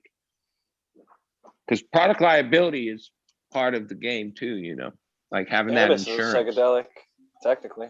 That's what it's classified under. You know, so eventually there's probably already happening that some customer is suing cookies because of some bullshit. The packaging, this label, this, that, because that's what people do. That's what lawyers do. And oh, what do you call that? Like that's one of those contingencies where, oh yeah, if I get a settlement, then I get half of it type lawyers. You know what I mean? But the whole thing that you're talking about with clones, buddy, he sells you a clone for 10K or 5K, whatever it is. He would have to have a private investigator tail you for the rest of your life for you to not be able to go home, make a mother plant of that in a small room. You didn't see this episode? It was like 2 hours long, and it got pretty gnarly in the chat. But he says that when people have like broken the agreement, he just calls them up. He's all zen. Like that's the other thing of the thing. As he's getting 10K for a clone, he's trying to be like a spiritual thing. And so part of his thing is, well, people do what they're going to do. I can't control people. But most of my customers, because I select them, that's the other thing. Hey, all the power to them. Here's the thing. It's pretty I don't hate, self-selecting when it's $10,000 for a fucking clone. I don't hate hustlers, man. Fuck that. All the power to that. Because, like, what did someone say a long time ago? There's like a sucker born every minute. And I'm just glad I don't think I'm a sucker. Raise your hand if you paid $10,000 for a clone on this panel, please. I knew I was flexing with my hand up. Wait, let me swipe over. Red Pill, can you turn your camera on for a second? Or should you just verify your hand is I don't not have any being raised? makeup on, bro. It's not raised. My hands are both at my hips. Has anybody paid $5,000 for a clone? $1,000 for a clone?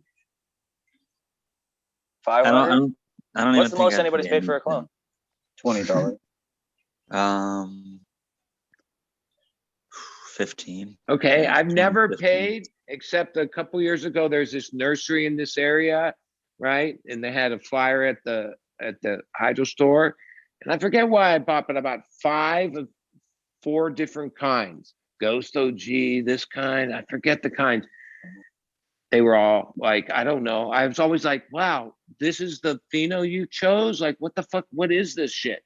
The Do they have Ghost, pests? I ran it once or twice. No, they were clean and all that, but they weren't like, I forget all the names, but it was like a waste of my time. Like literally, but I thought, how hard it would it be to actually sell like who cares if your menu has 100 things on it? Maybe it only has 15, but they're all bomb, because if you sold somebody a bomb clone, they'll come back and buy more, right? You'd think It's the that, but same here's the thing thing. with pre-rolls. Like even my buddy from the dead, Steve Parrish, he promotes for this indoor grow up in Oakland called Rocky Peaks or some shit. And man, I can't imagine how many of these pre-rolls they fucking give out at all these events, right? They are so nasty, right? It's like the worst tasting pre. How does that promote your fucking brand? If you gave out 100 good joints, you might end up with a customer. Up here, I just smoked some pre-rolls from a buddy we got from the dispensary. They were $8 a piece. Wedding cake and Gorilla Glue number 4. And guess what? They all tasted like indoor. And that's 8. That's 8. Well, Canadian. but wait a minute. There's good indoor, so you know. I'm there's just bad fucking you. I indoor, knew you're an indoor grower, buddy. That's why I just said that. But no, Well, I grow they both had the ways, same but- flavor. That's all I'm saying. They had the same flavor. There's Well, no wait a distinction minute. at all. Well, then that was just the pre-roll. I mean, that's what I mean. It's But pre-roll. there Dude. are Yeah, a that's what couple that's what I'm burning. companies that have made quality pre-rolls. Like I don't pay attention to all the LA, but there are a few people Jeters are breaking fire. the mold. Oh, okay, But for the fire. most part, pre-rolls has been like, Garbage. other than if you look at the SKUs, Garbage. pre-rolls Stony! is one of the top sellers, way above flour. But baby Jeters are fire. They're keef coated little, like it's like a dog They are. walker short one. They are. I agree. You They need get 2 you jars. stoned as of them, fuck. They're bro. tasty, and you get like a jar of 2 like 5 of them. 2 jars would be perfect. But like 1 jar, you kinda run When through, you you're like, look "Yeah, at the man, metric smoke them all." numbers, which are easily to find, yeah, edibles, things that like you don't think would be the big sellers, but when you really look at that customer base, yeah, a lot of even why pre-rolls are big sellers, people stopping because they're like on their way to dinner or something, just people, you know, and what are they going to get? A pre-roll, right? It's a lot of everything. I mean, depends on the demographic. Some people like vape pens. Some people like edibles. Some people get a lot of everything. Some people get the same shit every time. Like my wife works at the first legal delivery service in Oceanside, and they are busy as fuck and have their menu is. It would blow your mind just looking at how many fucking products they have on there. But each little section serves a certain customer base, you know. So Yeah, there's but I would say Lot. she says that most of it is flour and concentrate at this point, but there is a good chunk of, and that could just be their particular business. Every single business is different across the entire state. Like, well, and even the difference of like having something delivered to your home and like that kind of customer, and somebody that can pull up on their way somewhere. Because a lot of the stores, that's what they end up with. Like if you live in LA and you got this choice oh, well, let's go to the cookie store. Oh, let's go to this store. They're all like, whichever direction you go, there's cool stores. Yeah, I always like just shit getting dropped off to my house. Convenience. Laziness, I guess, maybe. My favorite delivery services in Southern California are fucking fire, especially during medical. Fuck, man, that was my favorite. I worked at one in medical days, man. Oh, those are the good old days. They were my favorite. Farmers used to come in with pounds, drop off the bag. My boss, or I would pay them. I'd smell the bag and start writing up a description for the patients, smoke a little bit to sample it, and then start jarring it up. And Shit, Jackie, that's a fucking dream job, dude. it was for 2 years, and then my boss fired me abruptly as fuck. What? Right. Prop What did you 215. do, Jack? Nothing. You were Prop talking about 64. autos, how good they were. That's what Prop happened. 64 You were came. talking about autos. Their license was going to end at the end of the year because they didn't get a permit under the legal in 2018. So they couldn't continue to run the business as they had been. So it converted into like an essential oils and CBD company. And what's going they on with fired your me. greenhouse adventure? You going to get into that soon? You know what happened was, this goes into the politics. Market of went things in down? San Diego. No. We haven't even gotten a greenhouse built yet.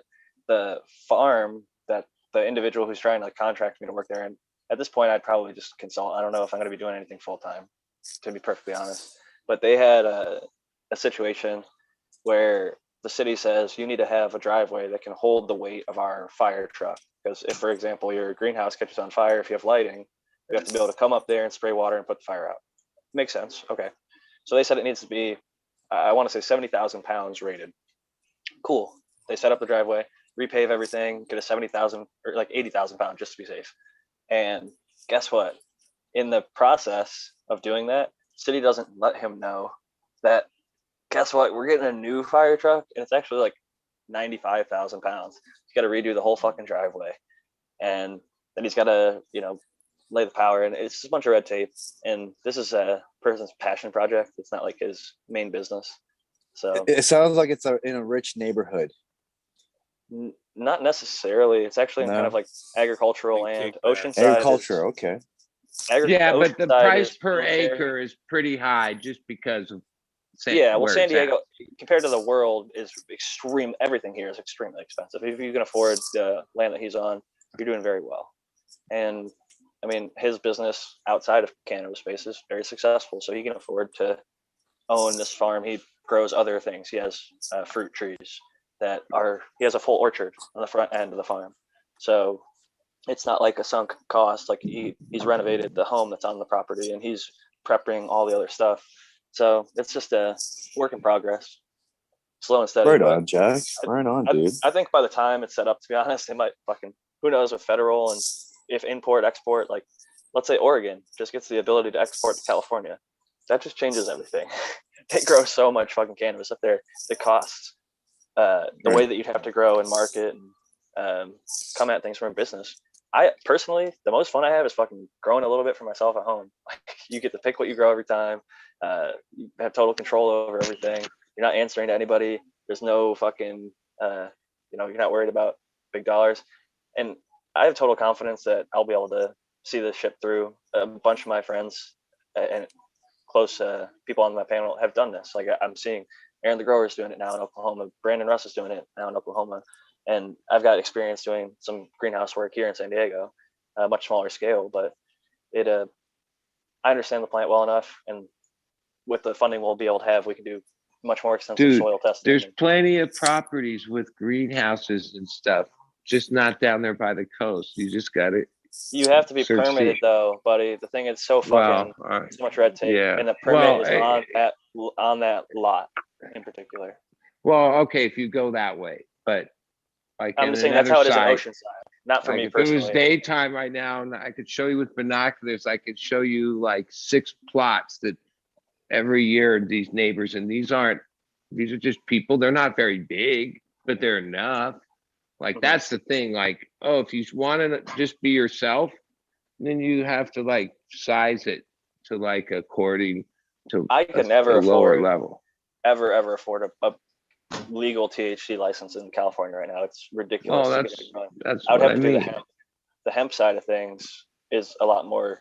You go through, instead of the Department of Cannabis Control. You're working with California Department of Food and Agriculture, Trust me. who's actually a lot more forgiving, believe it or not, as Mhm. strict as The they people are. in New York had the opportunity, Jack. All the hemp growers got their license first. And I Hey, guess for, they're allowing them to cannabis grow 1 production. acre of THC in the middle of like the hemp. So like some people Listen. aren't getting licensed to go grow the THC in the middle of the hemp for them. Like a couple Damn. years ago when James Loud came over to my place, he got invited me and we went maybe 5 miles from here. These guys from Colorado that made it big in the hemp business bought 350 acres from a guy that was like in his 90s, but had developed the place for like avocado, citrus, and all that. 350 acres. It had a landing strip, had all dozens of 100-foot greenhouses, and they had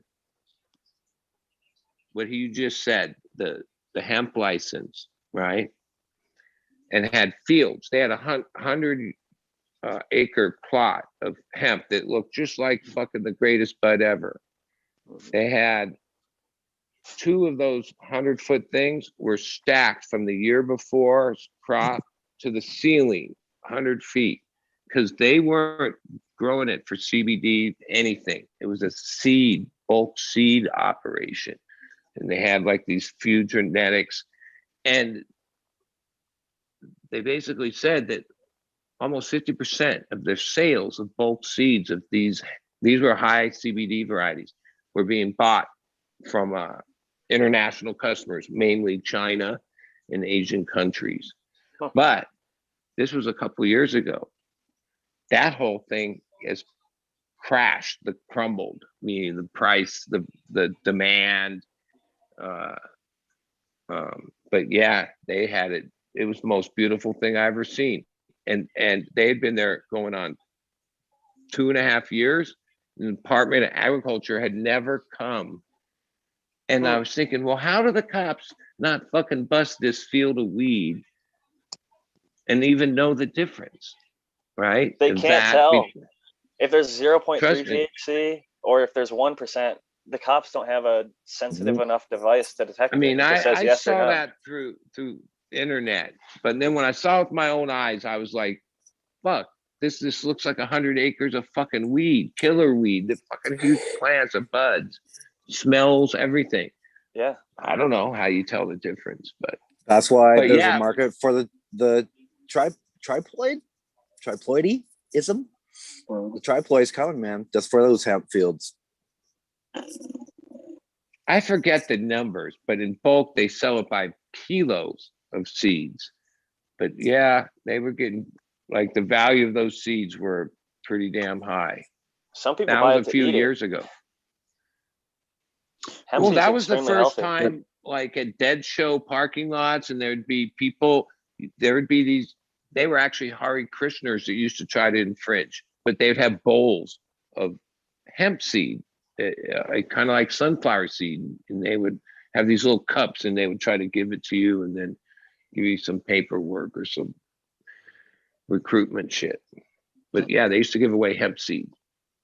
I eat my I can- preemie seeds, anything like my seeds that are like white or like immature. I'll just throw them in my mouth and eat them. Like, hey, it's healthy. They taste actually pretty good in my opinion.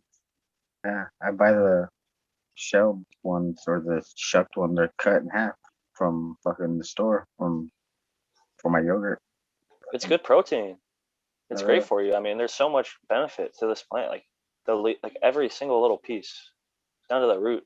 And I don't take advantage of that, but I know that there's people out there that make tinctures and salves from stuff that's only found in the roots.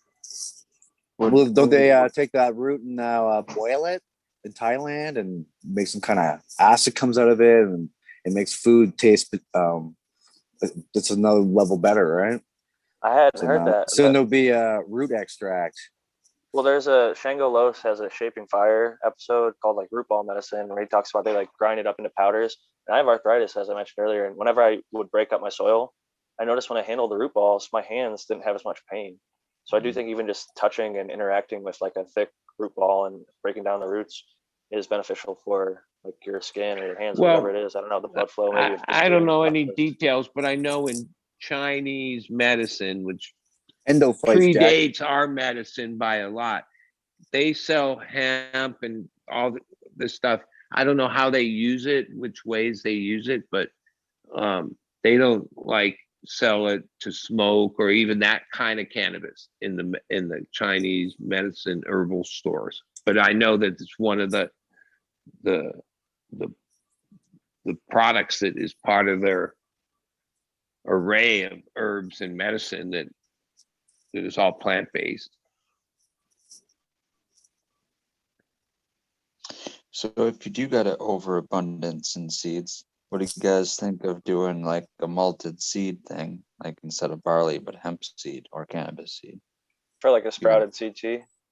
or just the malted stuff, Just top the dressed? malted beer. Oh no, I think you meant to make Last year I bought gnarly barley from Build a Soil, and It starts sprouting. the first day when I opened it, I put a handful on this 65-gallon one. The rest of it I ground up, but the handful I threw out, next thing you know, there was all these volunteers. And then I emailed them and they're like, yeah, they're just hemp. And I thought that was funny. But yeah, in that gnarly barley, there's a few hemp seeds in that, Okay. and they'll come up as volunteers. But you're supposed to grind that stuff up to use it, right? Yeah. That's funny that I think that people might seed their crop with fucking hemp crop cover that they don't notice. It goes under there and it like starts to flower because Well, there was enough about life 50. in there. I had to keep plucking the little ones out because that's what I was a fear of. Like, yeah, If you miss one, it can happen. very easy. Smallest one could fuck your whole garden up. Little fucking sprout that big with balls. And the worst thing would be it would be hemp. Like so. all and the I seeds think would be they hemp. actually removed that. This was like 2 years ago.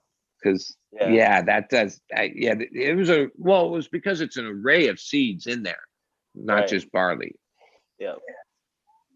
Now, for me, that didn't work at all. And like I say, I've grown in the same area. Well, here for 9 years, and yeah, there's squirrels, rabbits, all that out there in the property.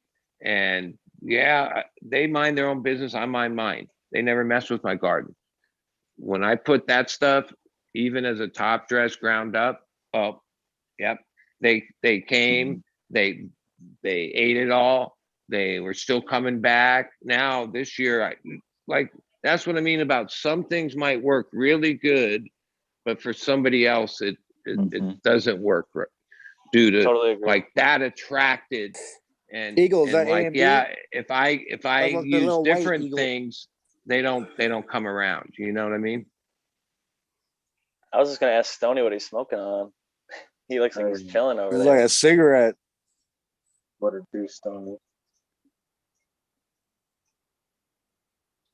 I already smoked what I had. I bought. I usually don't roll joints here. I smoke a lot of them when I'm over at band practice. So. I thought that was the actual kit behind you. I was like, oh, he's sitting in front of his drums, like fucking Well, chilling. it is an actual kit, just a photo. Yeah. It's my the green kit, screen. yeah. It's badass, man. It looks like you're chilling there. I thought you were like just hanging out, kind of like in your studio, maybe fucking smoking a J. And I looked closer when I zoomed That in. would be cool. However, we could go to the studio. Yes.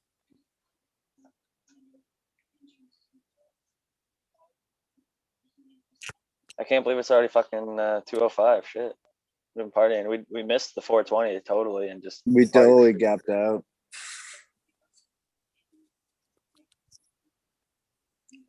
Back to the moon. I was about to say goodbye to everybody, and I was like, should I make it to the next 20? But I'm like, fucking. Once again, out of my nightly allotment of water, weed, and also wine. So at this point, I'll probably be saying goodbye to And what everybody. you get up in the morning too? I normally do, but on Saturdays I actually have a late start. So I don't start until the afternoon, so I can kind of stay up late and have a few drinks and smokes. I typically actually don't drink a lot, but my wife and I traveled, like you said, to San Luis Obispo. We went to Solvang actually, and we stopped at a little winery up there. Went to Madonna for our anniversary trip, and we signed up for a winery little mailing list because it gave you like $115 off of your tab or whatever, and then like the first month was like, you know, 115 or $130, so it kind of offset. We got a few bottles, and we've just been drinking through those.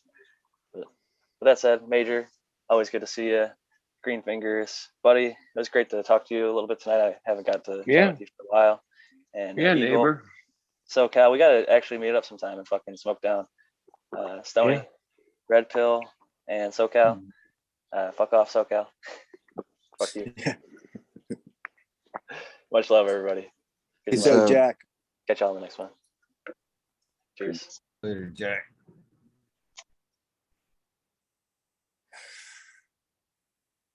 Were you smoking, Eagle? Looks like hash. Cannabis. Sift. Some sift that was left in the seed there as I kind of took everything off that nice layer of trichomes on that plastic Yeah. tray. I hit with the old hash. This is what I fucking, man, I used to use this bad boy here. It's been through so much hash. I used to use this bad boy to clean up my jars. That's how fucking cheap I could be. Just all into a little jar. That's what I did when I just fucking. No. Out of Never. control. Okay. Out of control, Eagle. I just brushed up that tray and fucking packed it. This bowl. Filled it again. Pretty good though. Fingers, man. No more excavating, man. I haven't seen you out in the yard digging up rocks and shit during the show. That shit makes me look like a crazy person. Calm down with that shit. What? Dude, that was a favorite part for me, man. I was waiting for you to find something. I found this big ass alien diamond arm or the other something. day. Right at Find shit right blood here. diamonds. What, you don't like the sardines? Look at that bright fucking thing. There's no light hitting it. There's no light except for the screen that you guys are fucking. How bright that shit is. It's like fucking shiny. Probably glass. No, it's not glass. It's fucking.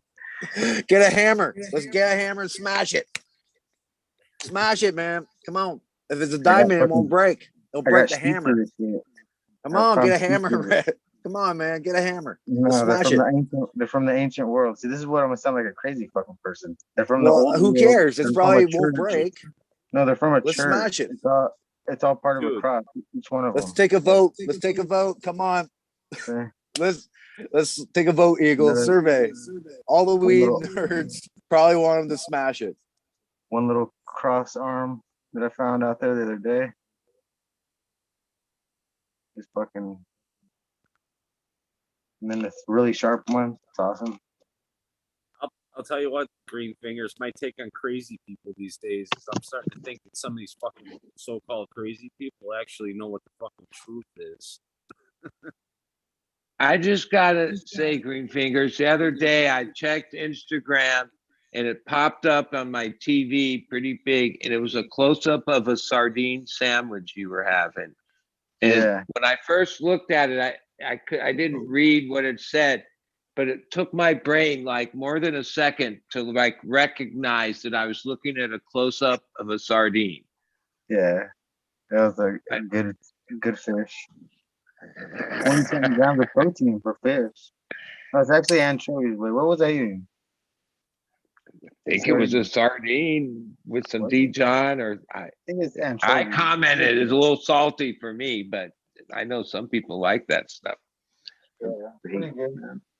We use that for bait. You know, if you eat a whole lot of sardines, you can get heavy metal poisoning. And if you get heavy metal poisoning, you might dig around in your yard. For what? Desert diamond. The Remember? facts. When I found this, I got all kinds of. I put it in my mouth like a dumbass. Looking for fossils of sardines left in the desert, They're out there. way out there. Found found this with a piece of cross on top of it. I didn't know what it was. Oh shit! It fell apart in my hand. Let's look at the door handle. Fuck! It's all falling apart now. I'm gonna get superpowers now. It just Okay, crumbled dude, in my see if hand. you could see if you could stick to the wall right now. Walk. When the phone has its white where I swipe, it's all white from where I swipe. It's like I'm radiation or something. So, Cal, how many miles you put on, bud? I haven't ridden in the last few days. Guy Back to from work, Oregon dude? scared him. What's that? You back to work? Guy from Oregon scared you. Oh, Quit. Fuel leak in the bike. I got the fuel lines leaking, so I got to take care of that before I ride it. good excuse. I'll be No, it's fixing always that. hard to do, eh? Dealing with all those little clamps. I bet you have the proper tools though to get that little clamp off of shit. Scary, bro. Yeah, but it's kind of a fucked up situation. It's leaking from Get the in there. Yeah, it's hard to reach, eh? You gotta have these. So Anything. it's not like I can just go replace the fuel line. I got to actually replace the whole fucking. I got to take the gas tank off and all that bullshit to do it. Drain the gas tank. So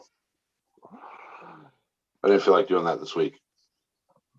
You gotta get that seal. This is a sealant. I think it's called like what the fuck, leak proof or some bullshit.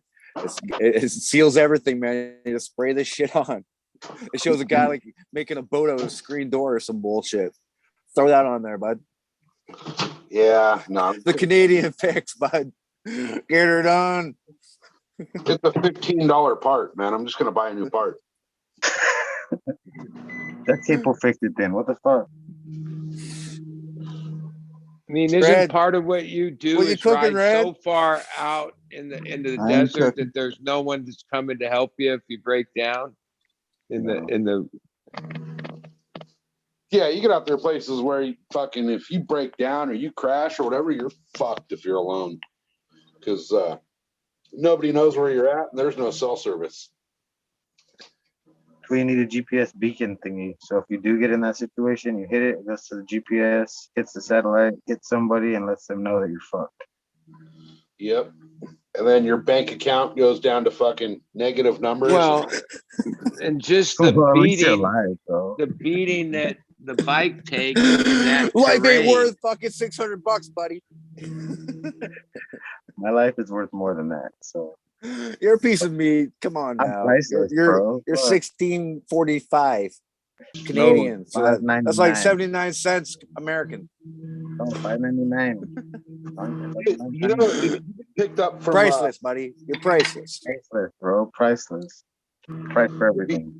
if you get picked up by a helicopter and taken to a hospital, you're paying $1,000 a minute for that helicopter ride.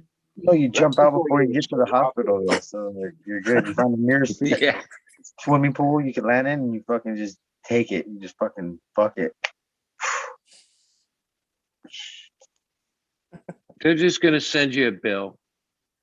Yeah. Give them the wrong address, and you're good, bro. Those days are over. Get that wrong ID on you. Keep that wrong ID on you when you get fucked out like that, and be like, "Yeah, cashing my real one under the frock over here. I'll be back in a fucking couple weeks." No, I'm gonna fix it tomorrow. So I'll go ride. Hopefully I'll go find another person from Oregon. Organians are scary, bro. Oregon. They're Yeah. allowed to do all drugs. Yeah, no shit. They're just allowed to do all drugs and not listen to the cops. But whatever. That's Well, the it law. doesn't seem to have created any worse problems than they were having when they couldn't do drugs. Oh, meatball done. sub. What do we need? Take What your do we guesses, people. What is Rand Pizza, eating? pizza. Pizza? Pizza what? What's Red eating? He just cooked something in the That's microwave. not me. That ain't Who me. is it then? Popcorn. Popcorn.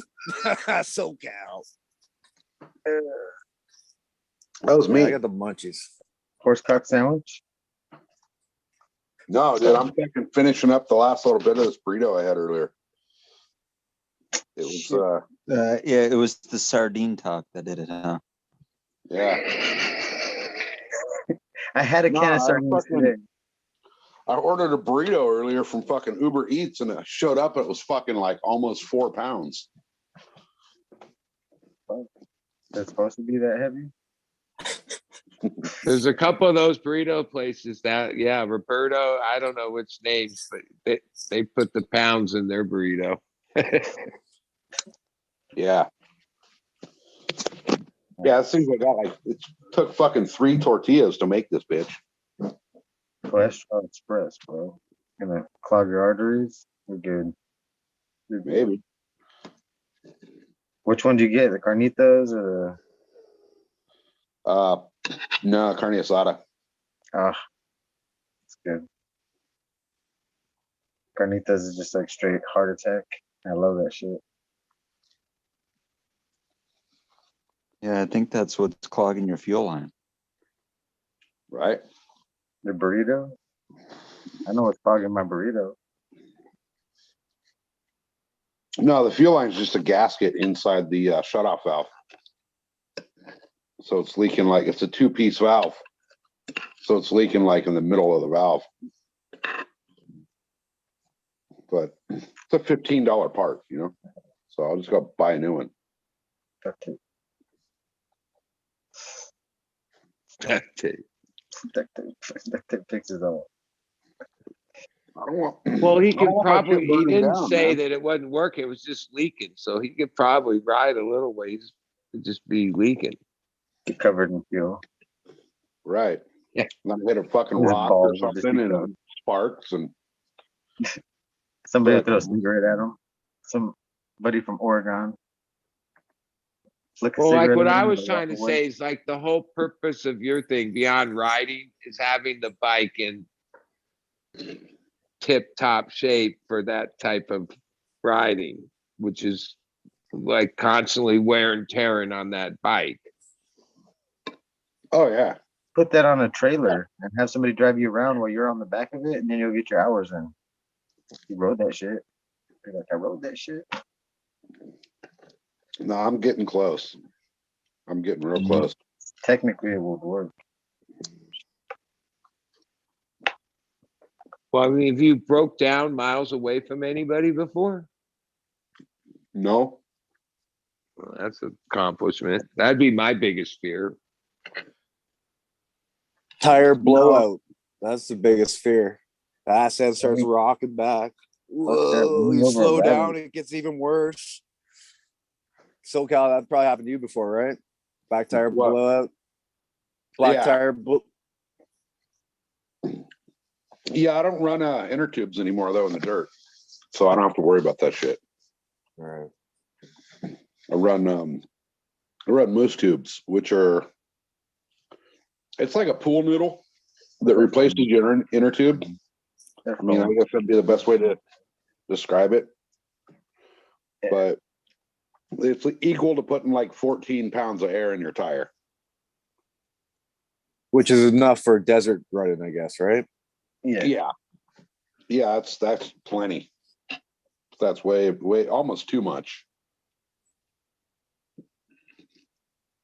So I have broken down in the middle of fucking nowhere though and been stuck there for what seemed like days. Should have had a beacon. Should have found you, motherfucker. No, they they knew I was broke down. It just took them forever to get there. I see fucking those red motherfuckers flying above my shit every day going to pick somebody up. Those red motherfuckers.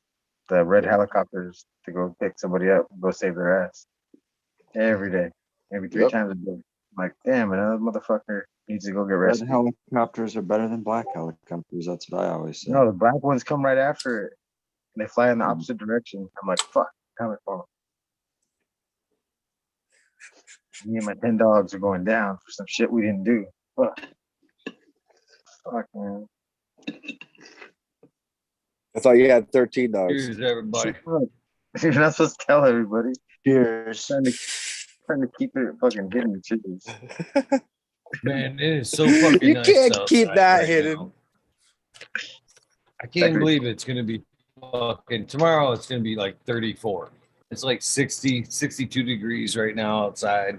Tomorrow it's gonna be like 34. Didn't you So guys have wait. like a tornado? From night to tomorrow, it's gonna go Yeah. down in the daytime? Well, tomorrow night it'll be like Oh, my. today it was like 85. It's like 62 right now. The high tomorrow will be, or today will be right about what it is right now. And then it's going to drop down to about 34. And yes, Major, we did have a tornado just about 25 minutes north of here today. And it fucking ripped the roofs off a bunch of shit, destroyed a bunch of buildings. No, Gaylord. Oh, yeah, we did. Gaylord? Gaylord. Well, today I heard weather, like in Colorado, there was snow in Denver and other weather and your weather. Here it was just a cloudy, shitty, cold day. But It was windy and nice here. I tell you, Look at I hated my time in the city the last few days. I did love being around my daughter and the grandson there.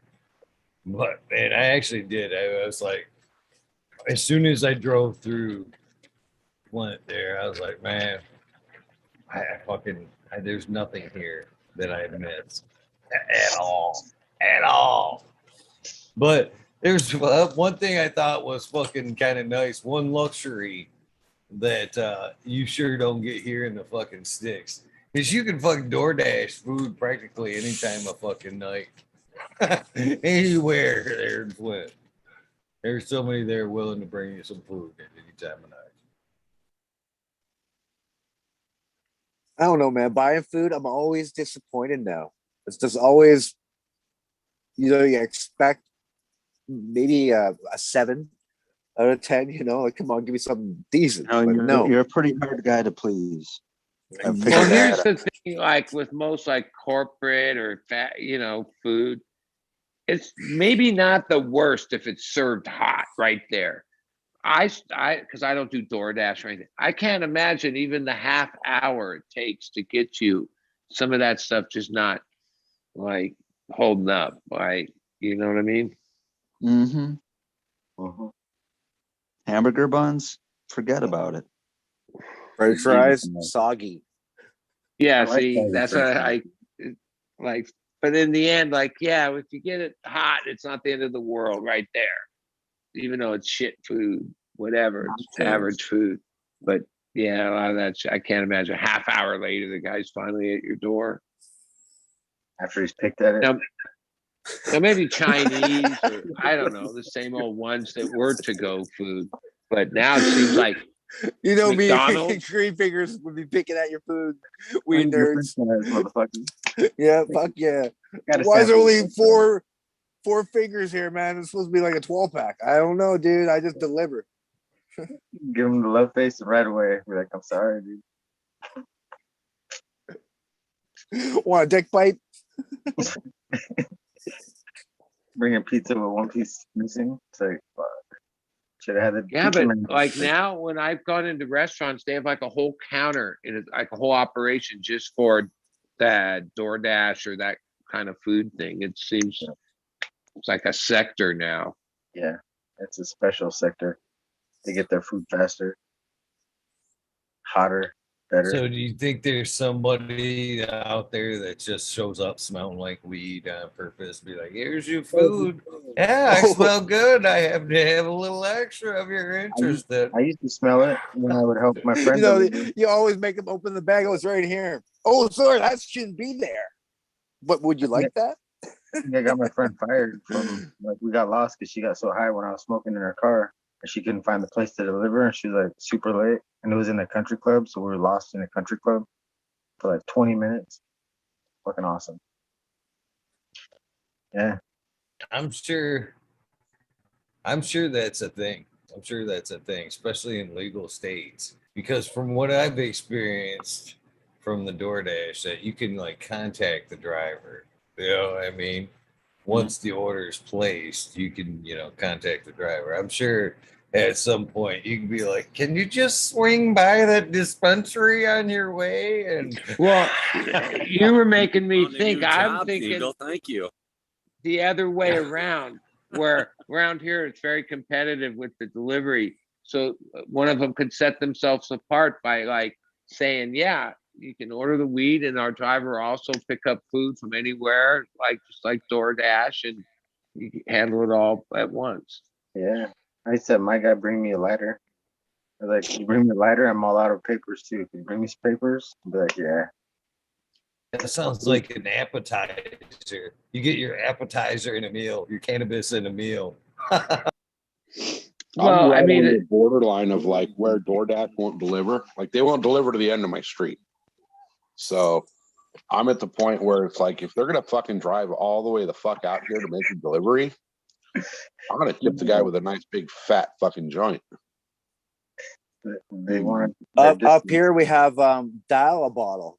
It's just a Oh. dude, and you can just like you said, you can just text him and be like, "Oh, hey, can you pick me up a pack of cigarettes or a pack of whatever the fuck you want?" He'll do it. Those just cost you money. He'll do whatever you want, basically. Pick up anything and just bring it to your house, hookers, including alcohol and beer. autos. I remember times in Flint that you could actually, there's a pizza guy, that local pizzeria there. You could ask him to stop and pick up items, even a pop, beer, whatever. He'd be down.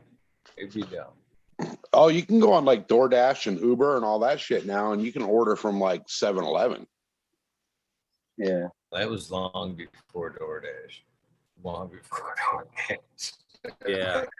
I used to deliver pizzas, and you get to know the customers after a while because the same people every fucking Friday or every Thursday they were getting pizza, and then they would call you or call the store, and when they ordered a pizza, say, "Hey man, can you have Stoney stop at the 7-Eleven and pick up, a pack of smokes or a lighter, just like Greenfingers?" I've done that. Brought cigarettes or even a thing of pop. They want like 2-liter. Well, a friend of mine pointed all this out to me, and then my response back was like, if I had my groceries delivered to my house, and then I'd have nothing else to ever leave for. And like the 1 or 2 times I go into town to do that, like I need to do that, or otherwise I'd go insane. I don't leave the house. I don't leave the house. Dude, I haven't been to a grocery store, like an actual like grocery store, in probably 2 years. I haven't left my house since I moved here. No, I left once to go to the store with my mom because she's like, "Well, what do you need?" I'm like, "Oh fuck, I'll just go." Greenfingers, you went for a ride on the back of SoCal's bike, so you left. Oh yeah, no, I was on his shoulders, but yeah. He was sitting up front, but he was facing backwards. No, you didn't see my bike. He didn't. They didn't see the bike with the floppy travel on the front. So you never leave? I don't leave at all, dude. I go cannabis, bro. Okay, well we all do that. No, I do it paranoid. I'm a fucking paranoid motherfucker. Everybody else is free and they're high. Like, all my blinds are broken. That's SoCal. All my blinds are broken. I peek out the motherfucker every 5 minutes. I'm like, who's driving over here? Nobody's driving. What are you peeking out at? The fucking tumbleweed? There's nothing to look at. Pigeons, fucking people shooting at them, people on side by sides, cool lights on the side by sides. They're all different colors. Beautiful. Love light shows. SoCal, you need to get Greenfingers a bike. He could ride out there, right? Yeah, I'd go to his fucking neighborhood to ride. Right. yeah, that's all I see. Yeah. There's 1,000 of those people every weekend. I'm like, what the fuck? Weekend warriors. What weekend is this? What holiday? Right. What planet am I on? They fly above me and shit. I'm like, what the fuck are you guys doing? What the fuck? Like groups of them flying. I'm like, what are you guys doing? Like, seriously. What? Yeah, they fly. The little fucking. All the drones. They got like like they fly like with their little fucking. Their fucking parachutes tied to their fucking back with a Stratton fucking blower motor on it. Yeah, they're They flying. got ET in a basket. and they're flying Right. through the air. Seriously, Yeah. that's what I think sometimes. They have little dune buggies with fucking parachutes above them and the fans behind them. They set up all kinds of crazy shit. And people with just the fans behind them, and they run and they fucking take off. They go to the Paramotor? store. That's dope. Yeah, those things. Yeah, the paramotor. Yeah. Got They those guys had out groups there. of like 30 of them. They race out here and shit. From Well, one I side live of the belt behind to the other. Camp Pendleton where the Black Hawk training goes on 4 or 5 days a week, where they have a piece of property that's like in the private area where they do practice landings, and they don't really come that close to my house, but they're Black Hawk helicopters flying around, which when you get a closer look at one of those, you're like, holy death machine, these things are gnarly. But I don't trip on that. They don't So care you don't about go to what, any air and water shows then, huh, bud? No need. You got one in your backyard. especially with those Man. helicopters. I see that shit all the time too, where I'm at, buddy. Fucking all the time. And we were talking one night about them not blowing shit up or going through as many military exercises. Boy, that ceased. That ceased for the last 3 weeks, man. They've been lighting our hip by whatever they're fucking using. It shakes my fucking house. Literally from at least 20, 30 miles away, I know is, their playing field. Man, even when I went downstate the other day, man, I passed a good caravan of military trucks going north. And back when, about 2-3 years ago, when I'd go down at least once a week, and I'd pass that very same caravan every fucking week, and sometimes, man, just in unbelievable numbers going north. I'd be like, what in the fuck are they preparing? What's going on most times? But yeah, they've been blowing some shit up around me lately. Makes me wonder, why the silence and now to be back at it. Well, the bottom line is they only have a year to blow up everything they got allocated from last year, for they can ask for even more next year. So no matter what goes on, they need to blow the shelves empty. Otherwise, you don't need as much money, right? Like but it's simple like that. Like by the end of the allotment, every year the Congress has to approve whatever.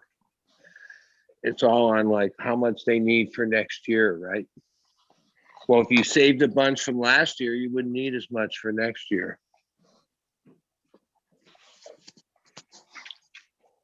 So So look, they're gonna. I picked this fucking round up. I just put the lighter next to it for size. That's a fucking bullet that I picked up out by Greenfingers' house, like not too far west of him. Last time I went riding. Like a 50 cal?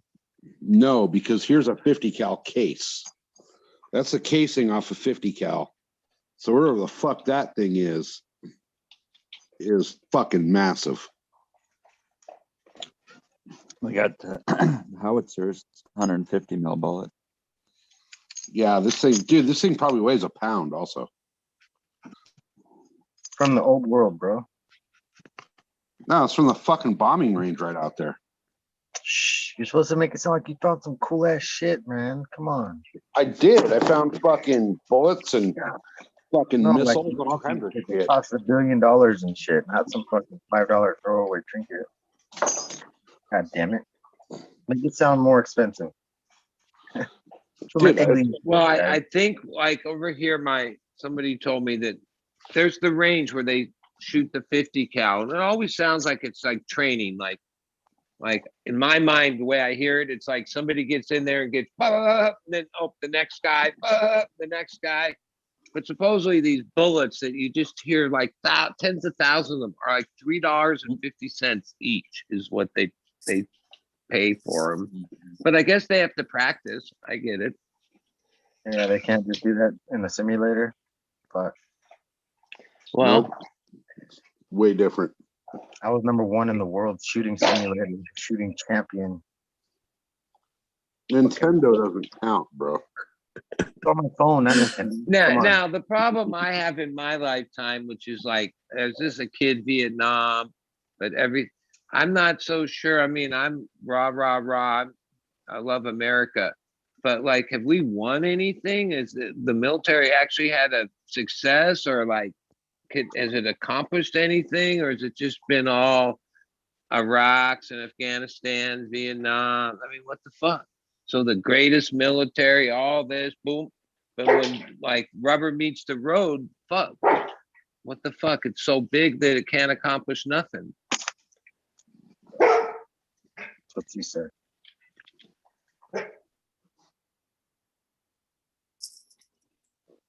Nobody? Crickets? Yes. JJ. Redfield, you're supposed to have an It's answer. 5:30 in the morning. Huh? My conversation ideas are tapped. I understand. Mhm. I've been Coffee since- time. Oh shit, I pressed the screen on accident. Scared me.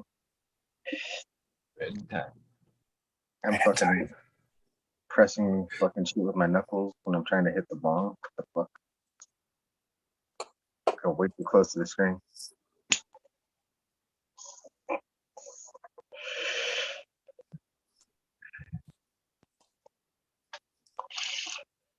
Oh, nice quiet type of guy. Secretary, though. Did we pass 420? What time is it? Fucking 5:37 Michigan time. Okay. sorry, but that's funny. Mhm. You know what time it is? It's time for a fucking nice big fat bowl. Well, That's what time it boys, is. probably should call it. What's a good one though? Hmm. What's that, so Kyle? I said it's time for a big old fat bowl.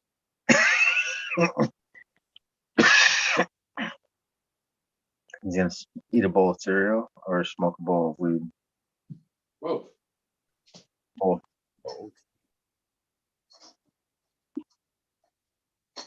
What kind of bowl? Well, I'll smoke one bowl with you.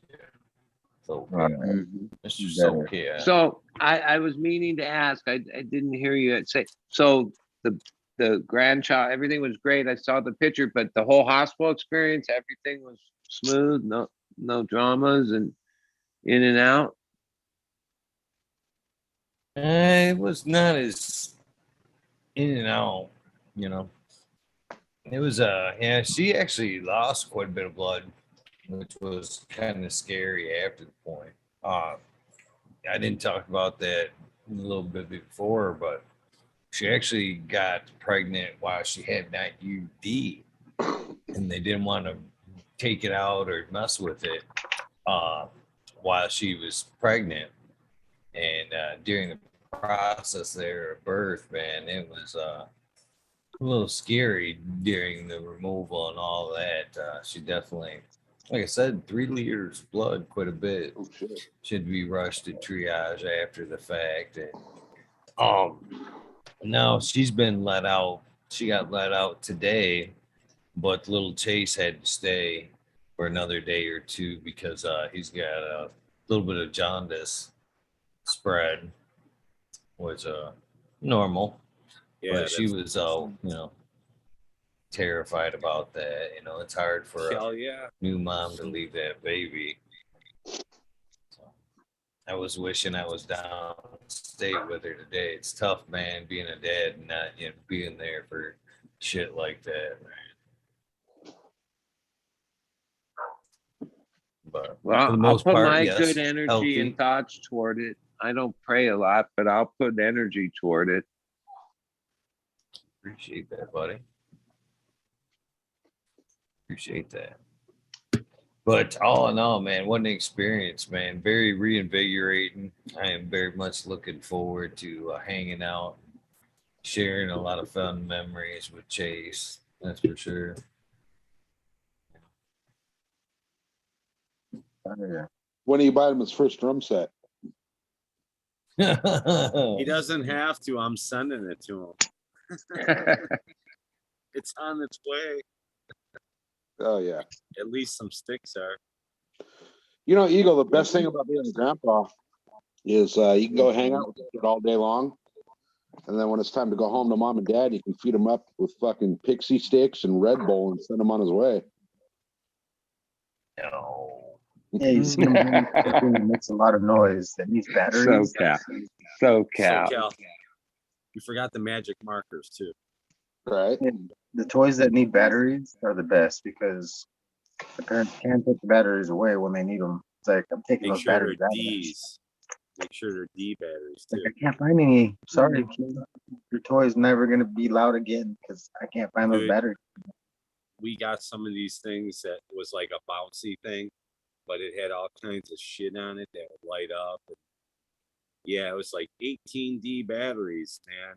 And the thing would last for like 2 hours, and the kid would be freaking out once. Oh my god, man! I spent $1 million on everybody's Duracells. Shit. You got to buy the rechargeables. Yeah, you I buy the did, charger. man. Those things, dude. She smoked those things out, dude. They recharge it like about 10 times, and after that, it gets less and less. And then, like your cell phone. those batteries don't last as long. That's the Yeah, game. hate the batteries. Solar powered toys. There you go. These Green. days, most of a lot of shit comes rechargeable. Thank goodness. Just plug it in, recharge that shit. Lithium battery.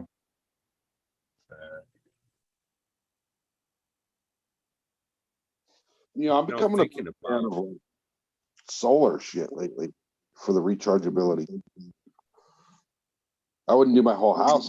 I can't. Cut down too many trees, but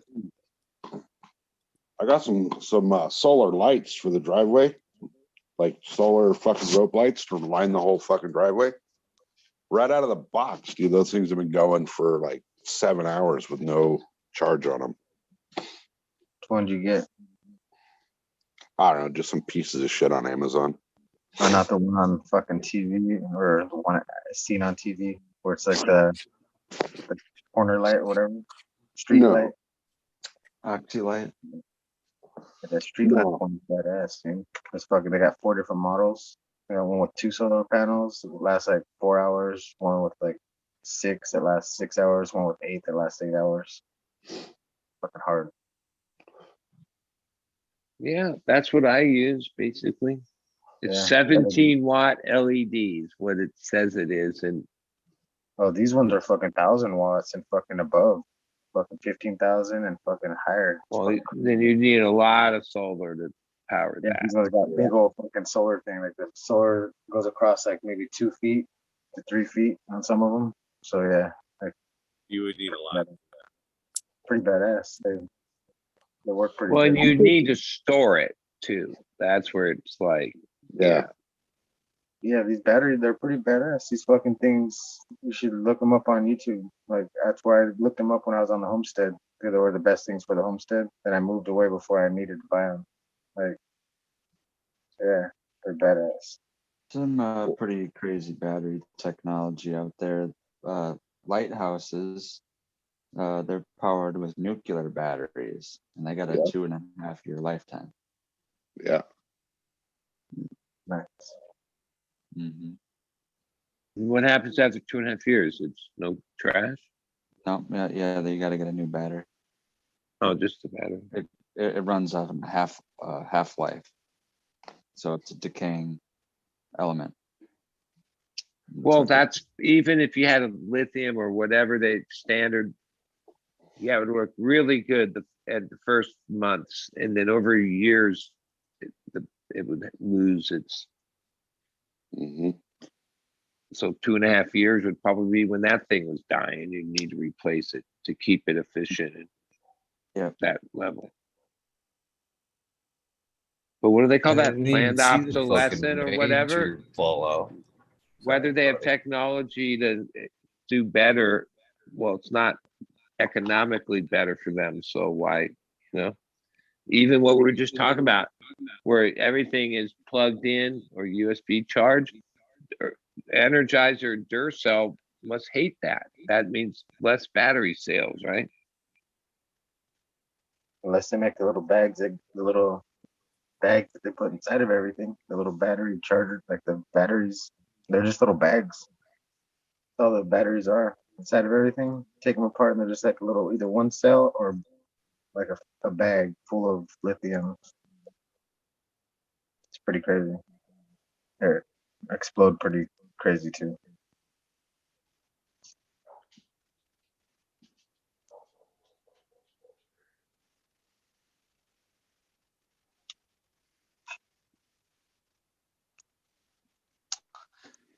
Yep.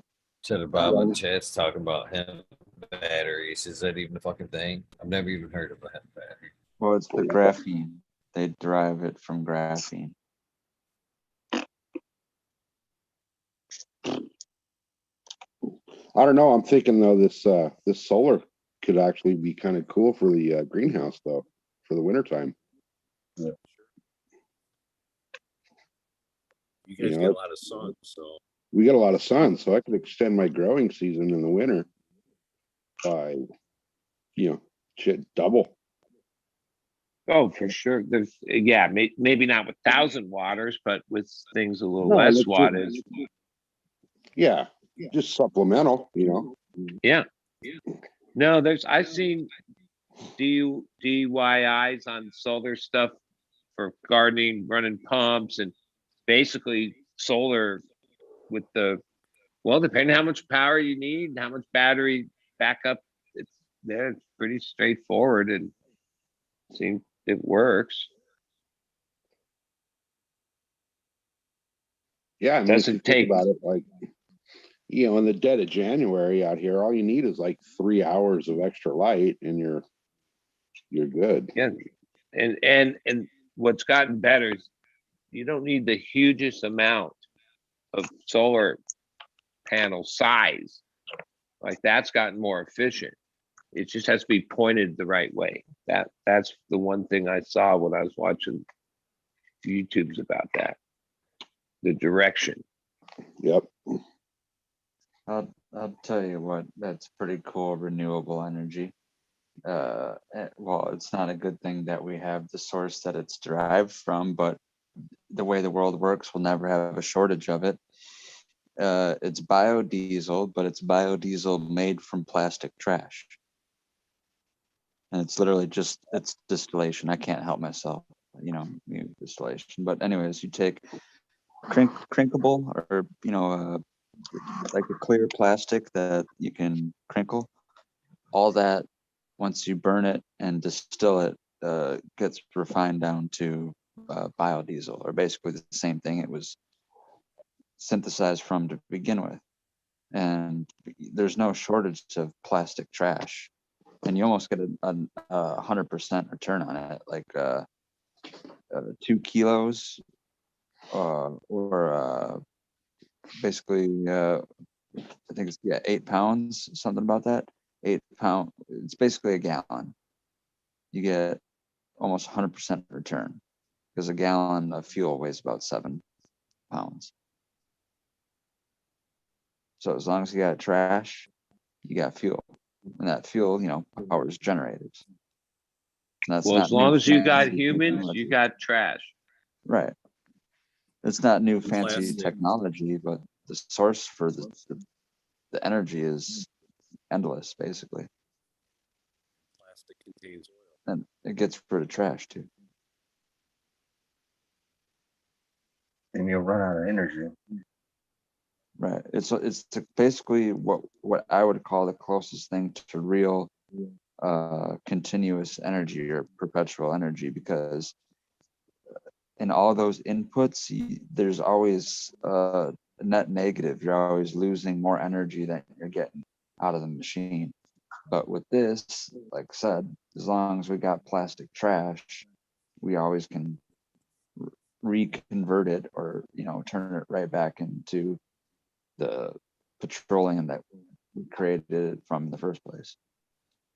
Some people might think that's a bad idea, but I think it's a closed loop, because the trees take in the carbon, trees get turned into oil, oil gets turned into trash, trash gets burned, fumes from the trash being burnt turns back into oil. So it's Well, it's finally time in the world that these type of things have to take place. Otherwise, there's too much trash.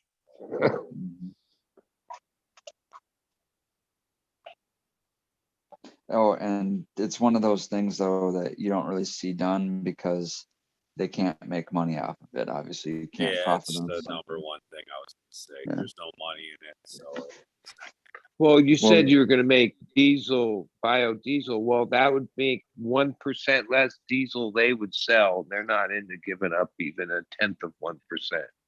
They want more sold. Right. It's the fact that you can do it at home and the trash is free. The trash is free and you're converting it into something that's not free, a commodity basically.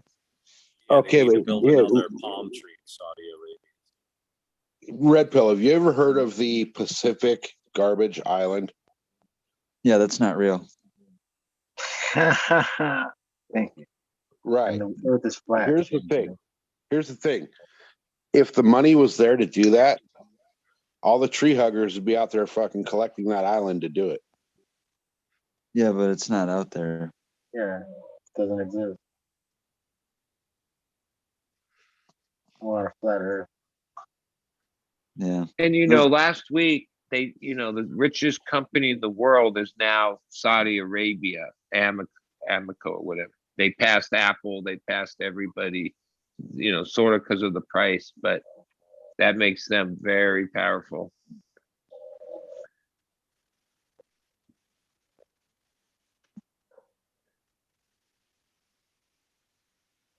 I think there's been many ideas and innovation that would have done a lot, but ultimately you're facing oil and they're not giving up an inch.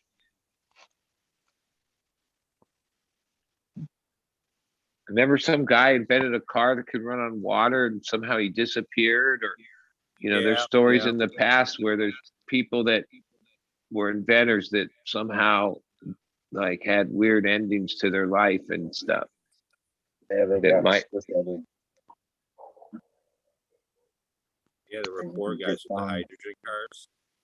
Lake Mead has been found with more bodies than ever in the last 2 weeks.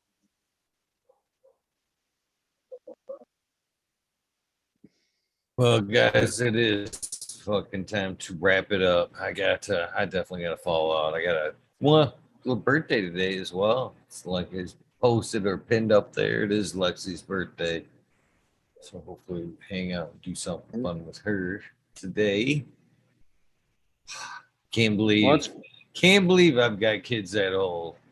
My kids are 27, 23, and 18. Lexi turned 23 today. So yeah.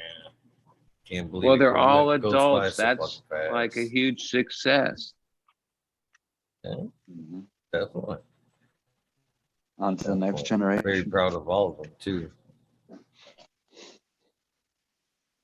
The last of all the kids in the family to have kids. I was the last one out of everybody to be grandpa. I was slightly proud of that.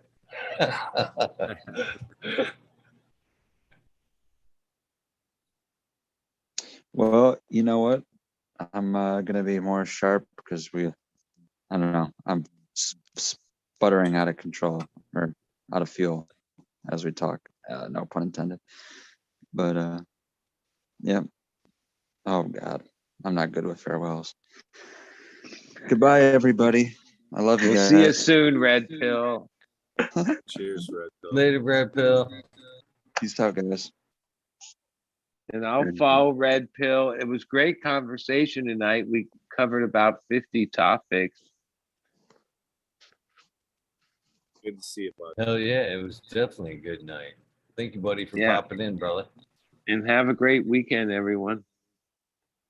You too. Cheers. Right on. Well, Eagle, Stony, Greenfingers. Fuck off, guys. Have a great fucking day. You too, brother. Yeah. Eagle, real quick, just thinking about this, I was like, I got a box of like baby stuff I bought years ago when I had the little ones, unused, like door latches for the kitchen, shit like that. For whatever reason, I never used them because my kids just never. My kids aren't those kids, man. They don't give a shit. Like, they're not going to go through the cabinets. They just never did. I don't know why. So I never used them. I have like a toilet seat lock, so you can't get that without, I think, a refrigerator lock. So if you want to give me an address, man, yeah, it's like probably about, well, I don't know. I just like 10, 11 years ago. I spent $200 on this shit. Didn't really use any of it. Closet, like folding, the folding door closets. You got those. It's got like this thing that slides on top that locks them so they can't open. Go up top and you just slide it all over. It's pretty cool shit though. But yeah, hit I'm me up sure in my she'd DM. appreciate it. Yeah. I finally found a use for it, man. I was like, it's been sitting out in the garage, and I just cleaned the garage the other day, and I'm like, what am I gonna do with this shit? I don't want to sell it. I'd rather just give it to somebody that needs. Because when you have a kid, man, any little thing will help, because it gets fucking expensive quick. Especially with that first one, you're always that first kid. You know what I mean? Everything fucking paranoid. You're paranoid of everything. That's that why Pampers that commercial, box. I think it is. Yeah, it fits it perfect. You know what I mean? Every fucking one is everything's got to be nice. Second, third And I one, know you're it's it's way off before you're gonna need really any of this shit. The kid's not gonna be mobile, but still, it'd be nice for them to have it and they can look at it. Maybe try some of it out. Yeah. That's awesome, brother. I greatly appreciate it, man. All right, man. Oh yeah. With that, peace out. Love you guys. Take care, chat. Have a great day. Love you too, brother. Have a great day. Hey, that's cool. Awesome, man. Yeah. Look, yeah, good dude. Safety first, man. All that safety shit helps your mind relax when you're a new parent. It's just like, fuck. Another thing you don't got to worry about. You worry about everything. Everything when you're a new parent. Everything. I know. I got 10 of them, 13 of them. Like, my dogs are like one baby, I feel like. I'm like, man, if I could raise this many dogs, I could raise a child. Hopefully. Yeah. Love you guys. Go plant some seeds. Eagle, love you. Thanks for having us on. Too, brother. My pleasure, guys. My pleasure. With that being said, it does wrap up this episode. Unfortunately, no shout outs. We are fucking way past shout out time. But hopefully you guys understand that and enjoyed the overtime. Hopefully you guys know the deal. If this is the end of your day, your journey, it should be. It's fucking 6 o'clock in the morning, Michigan time. If this is the beginning of your day, your journey, please take time for a little bit of self-love, a little bit of meditation. Then I'll go out there and have an amazingly prosperous day along the lines of that awesome day. Please take time to do something nice for somebody. Random acts of kindness do save lives. So easy to do. A heartfelt, how are you today? A bud conversation, a phone call, anything. Doesn't even have to be monetary. As long as it comes from the heart and it's genuinely passed, it'll go a long, long way. With that being said, please join me at night at 11:30 Eastern Standard Time, 8:30 Pacific. With my guest will be Bruce City Sin. Will be here tonight. Please check us out at 11:30.